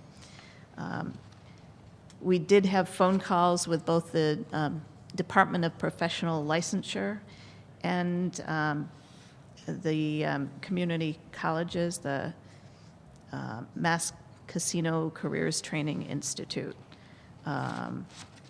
So the Mass Gaming Commission would maintain a list of certified schools on its website. In order to be certified, a school would have to submit to the Commission's Division of Licensing the following information: proof of licensure by either DPL or Mass Department of Labor and Workforce Development or the Department of Elementary and Secondary Education, a curriculum outlining the courses, an itemized list of gaming equipment in addition to other.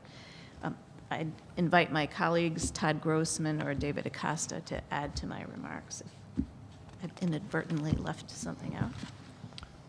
Mr. Chairman, this goes back pre-Jill, actually, very early on, when the community colleges raised the concern with us that as gaming has expanded in other states, that consumers need to be on the lookout for kind of fly-by-night poker schools, people that are looking to come in and make a quick buck.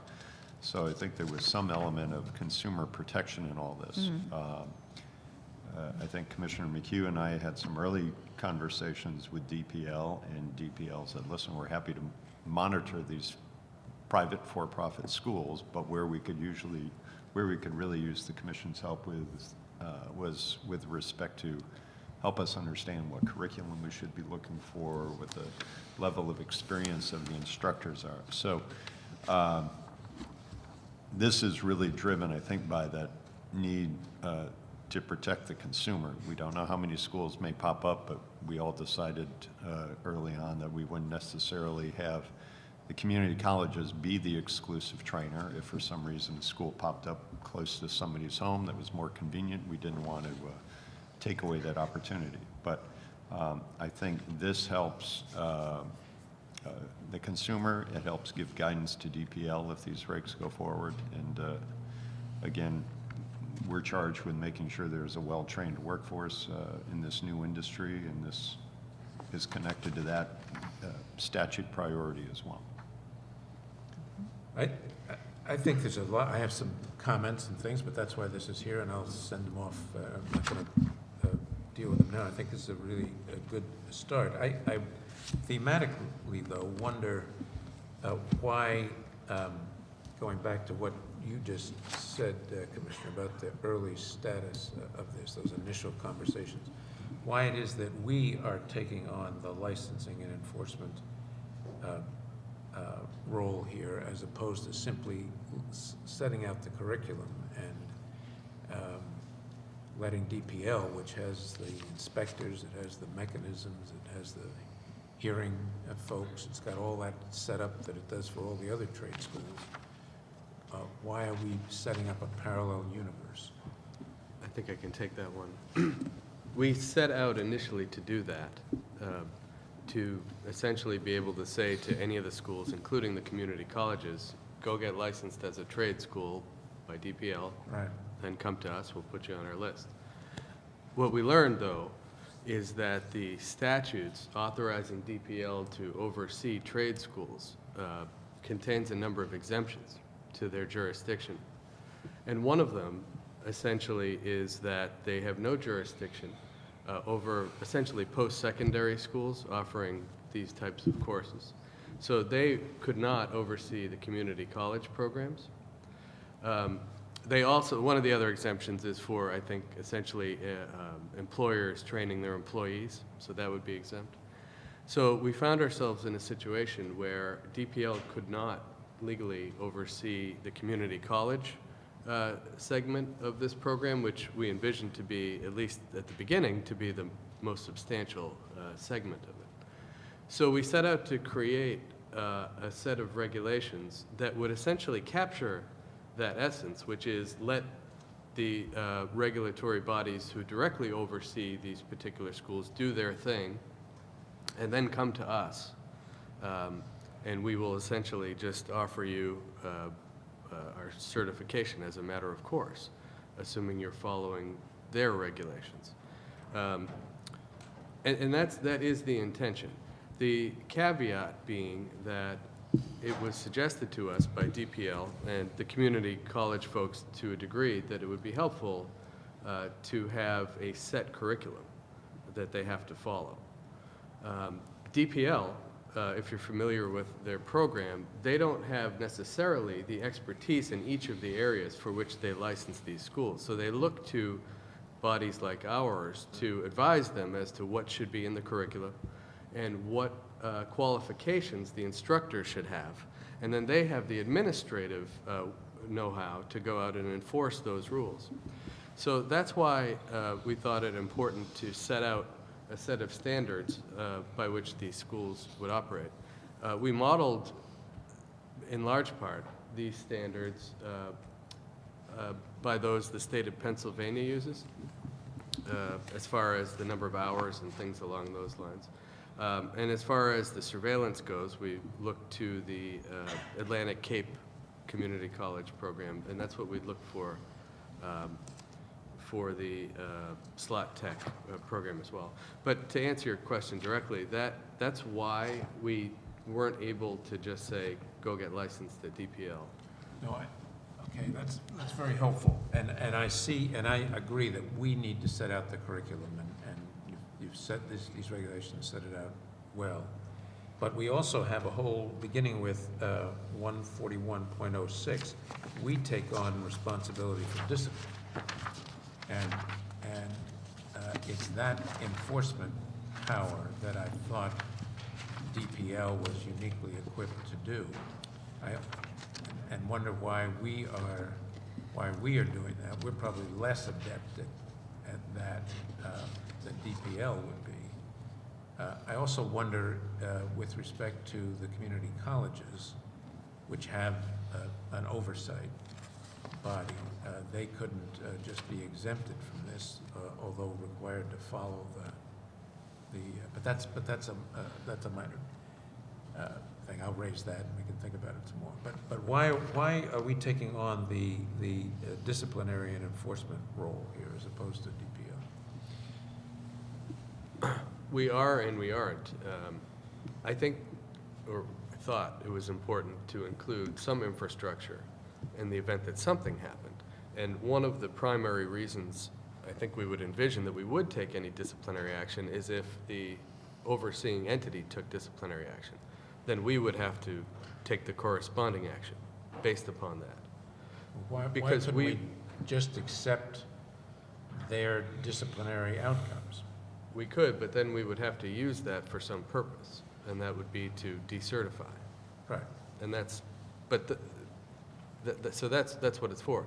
It's foreseeable, I thought, that something else could happen, that you would want to take some disciplinary action against one of these entities. And this would give you the infrastructure to do that.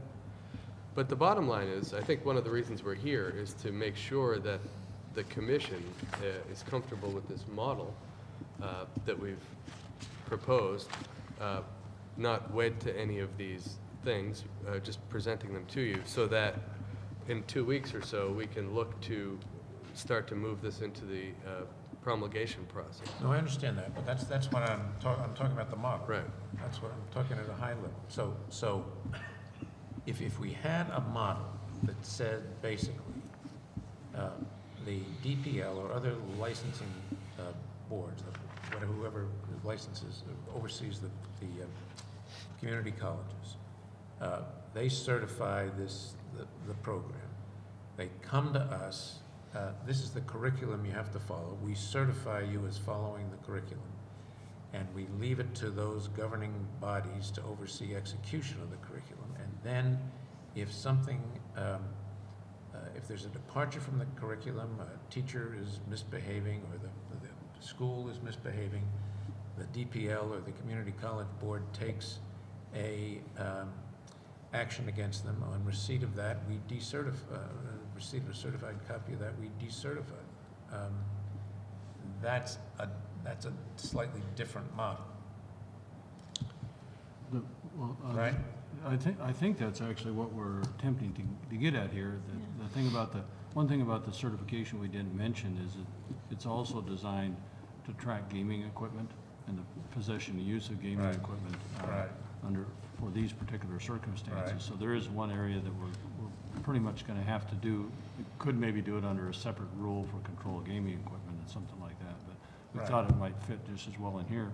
But the idea was definitely, because you see it in the first section, 14101, 3, essentially the key way we certify somebody is through proof of licensure by the professional, by DPL or workforce development or the Department of Secondary and Education. So we basically are looking at, if it's not that easy, but they license, we certify. The other part of the concept is as Todd has mentioned, we would rely on them to take an enforcement action, but it's our certification that if we were going to pull it from somebody, at least it was the thought that we would need some kind of a process in order to take that kind of action as well. And then we were struggling over the curriculum, and maybe it's part of my struggle, but there's some concerns, I think, about the commission adopting a curriculum and then the process of changing it, updating it, and you know, is it 60 hours for blackjack? Is it 120? Is it instructor 5 years, or should they be 3 years? And how we would go about the process to change that. So we debated a little bit between a model rule or model regulation or model curriculum process as opposed to a straight adoption under regulation as well. So I agree, Commissioner McHugh, what we were trying to get here though is exactly what you're describing, certification, so we know who the gambling schools are, where the equipment is, employ what we'd say are the experts in education and instruction as the primary approval authority, and then have that ability to at least have a list or a certification of who's in that club. I think that's pretty close to what we were trying to come up with here. I think that's right. And I just circle back, Commissioner McHugh, to your question. The reason we put this infrastructure in place was just to ensure that if a situation were to arise that you wanted to decertify a school and perhaps the DPL or Department of Higher Education didn't take any action, that your hands wouldn't be tied and that you would have some way to take that action. Even though it may not be our intention right now to utilize these provisions for any other reasons, if something did happen, this is how you would do it. Otherwise, we're kind of stuck if we just say the only reason we will decertify you will be if DPL takes action against you. So that's really the only reason the end provision was included.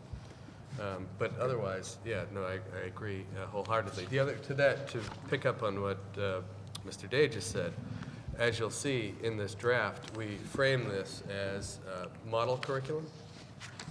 That was something that met with some resistance from DPL specifically, and they were suggesting that we create just a curriculum and say this is what the curriculum has to be. So we should also look at whether we take out the word should and model and things like that and just say this is the curriculum. And that, of course, as with anything else, if someone has a better idea, a more inventive idea, they can come before the commission and seek a variance and say, I want to have my course be 100 hours instead of 120 hours, and here's why. Right. All right, that's really helpful. I'll take another look at it with that in mind. That's helpful. Thank you.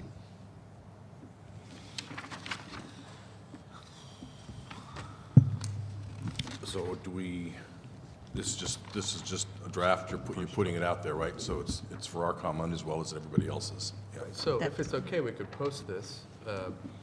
I'd like to make, I will make some comments promptly, but I understood that this is phase one of this thing for internal comment, and then we go to phase two, which is public comment. Is that?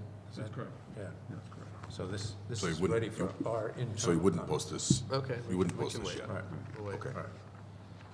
I really would like to take another look at this in light of what you've just explained. And some of my comments are going to go away. Okay. All right, great. Okay, we have a decision to make. It's 4:45. Commissioner McHugh and I have a very hard stop at 5, and I was hoping to actually be out before that. There's no way, we have quite a few things left to do, all of which need to get done. 7A and then 8 through A through D, I think. I'm wondering whether we could not adjourn completely and get together tomorrow morning, or tomorrow afternoon, sometime tomorrow. We No? can't, we haven't posted. Posted it as a continuation of the meeting. We could regroup on Tuesday, Okay. post tomorrow. Doesn't the law allow you to just announce now that we're going to continue? We're not adjourning the meeting. We're just taking a 16-hour recess. Yeah. For lunch. We have not done that in the past when we've had the. No, I know, but- meetings. I mean, we've posted. So we would be probably better served to post, either get together Tuesday afternoon or potentially Wednesday morning. Well, I mean, just because, I think we should do, I don't think we ought to be constrained by what we've done in the past necessarily. I mean, if the public meeting law accepts, I don't know that it does. I'm saying if, yeah. I don't know that, I don't believe that it Loretta, are you shaking or nodding? Yes, shaking your head no. requires a 48-hour notice for an For a second day? correct. Okay, It's not been posted. Initially, it's a 2-day meeting. all right, then we're stuck. So, Well, maybe we ought to include that in our legislative request for fixes. well, we should always, we should post everything for 2 days. If we're gonna, we've got bigger issues than that if we're gonna take on the open meeting law. But we should always post for a second day, because we know this is gonna happen a lot. But, so I don't know, Mr. Chairman, just a couple of suggestions. I don't know if it would help. But item number 7, slot standards and approval process regulations. Essentially, we've been here before with an initial draft. I've taken the initial draft out, made some, had some stakeholder comments and interior comments, made a lot of changes to that draft, but is essentially for the same purpose here, is just to have the commission take a look at it, and then we'd like to put it for public comment. so we can take those back, make any changes, and prepare for the formal process. So I guess I would suggest that the commission probably doesn't need to formally deliberate over this today, if you wanted to save some time. You mean just go ahead and post it? Just go ahead and post it, yeah. Really? I don't think anybody would have a problem with that. No, it's really in very good shape. It is. Many changes. And the policy handbook, we've already done item E. Policy handbook is hopefully something I could get the commission to consider today, and that's just to adopt the changes. It's the revisions of the existing policy handbook that the commission has had. We were hoping to be able to ask the commission to adopt those changes so we can move that as a foundation forward in our overall policy development process. The quarterly report and monitoring process, well, although Derek is here, the quarterly report is written and is each one of the packets, so I'm not sure that you'd have to take time with that again today, and then we can also refresh it when we do the 15 report on May 1st. The monitoring process, of course, would probably be about 10 minutes or so, but There's no such thing as 10 minutes. Uh-huh. I don't want to, I mean, I really have a hard stop, and it's good. hard So, stop at now? 5 at the latest. So I don't want to run the risk of getting into something. Is that the only thing we've got left? We basically got the monitoring process and the policy handbook revisions. Depends on what the commission thinks on the policy handbook revisions.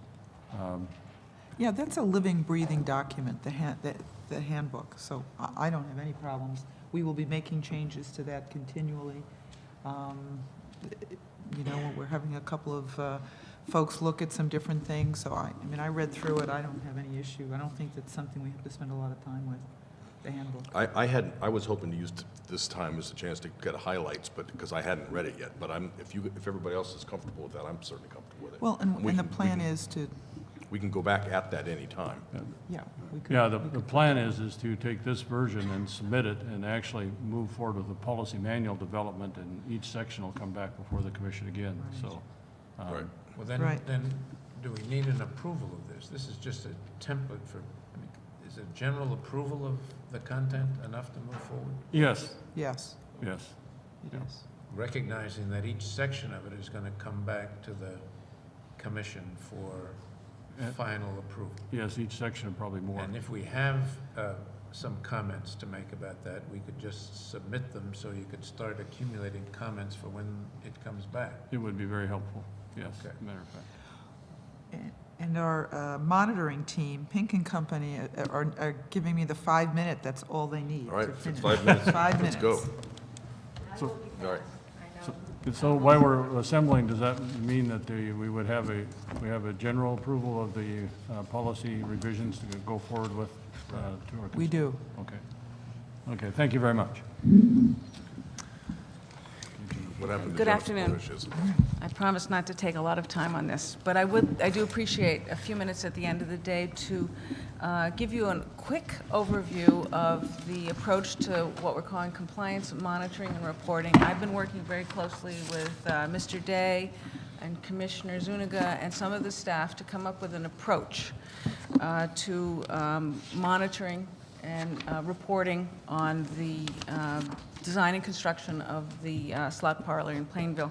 So what we've done is developed what I am calling the OPM PMP, the Oversight Project Management, Oversight Project Management Program Management Plan, and it's something that we make a habit of doing on all of our projects, which is to develop a guide for the entire team to accomplish the work.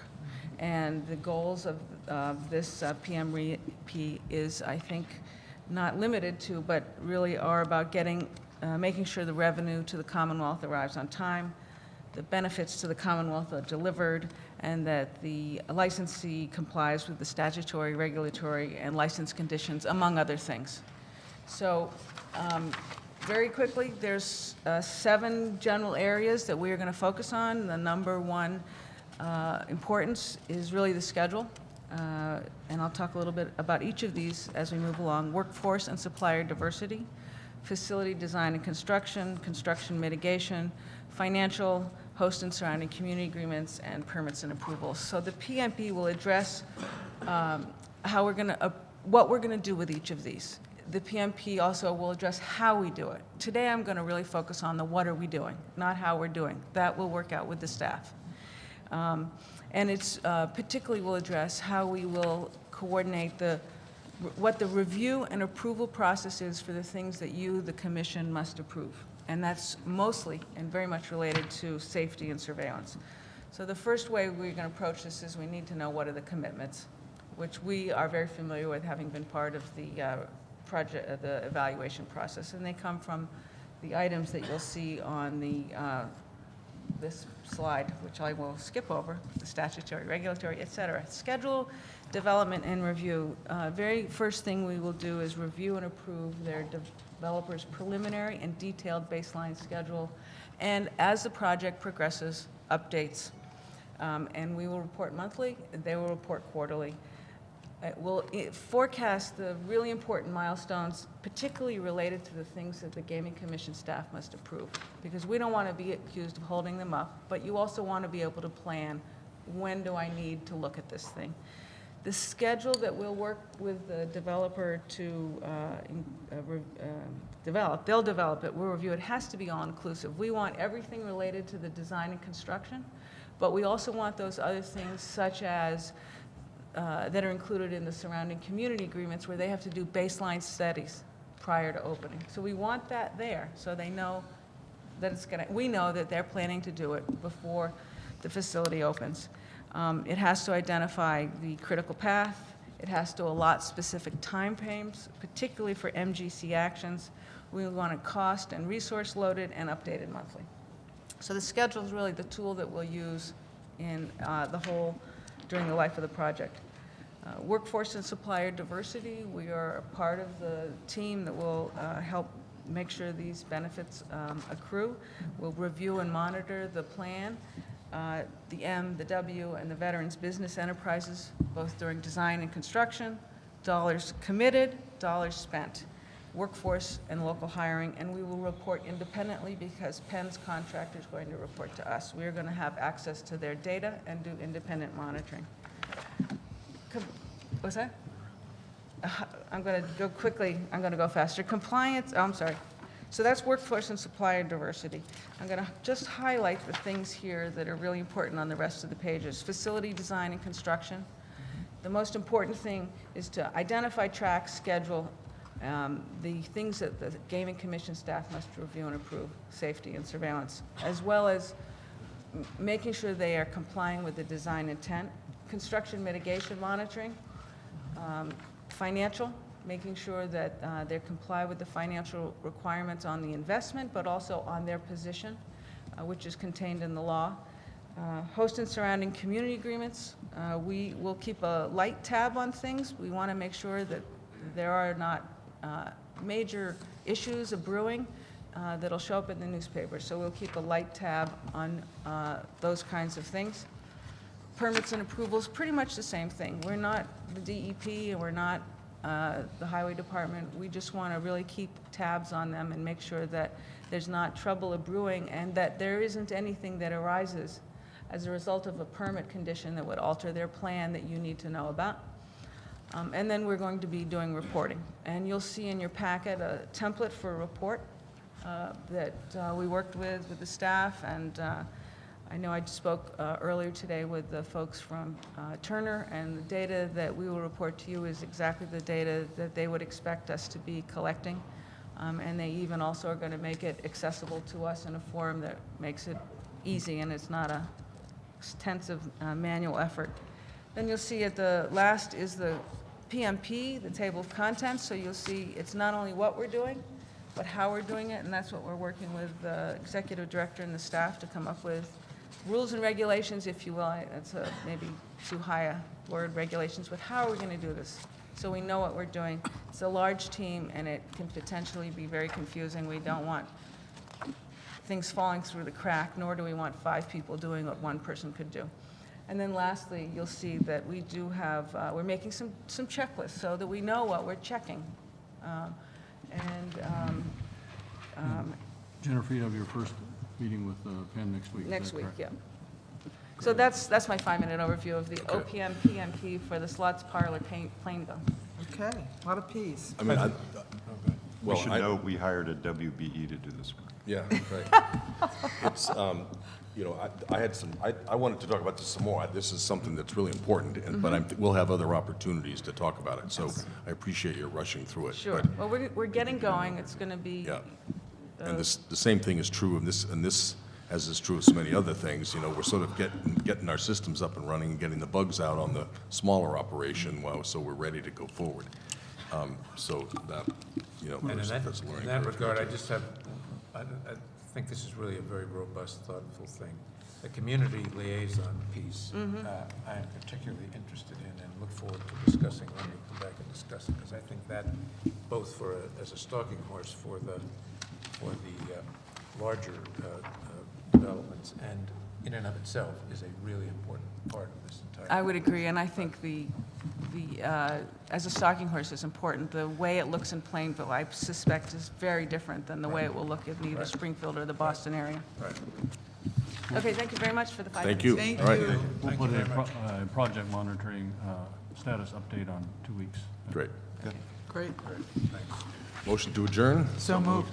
Unanimously. Thank you all very much. Okay, good job.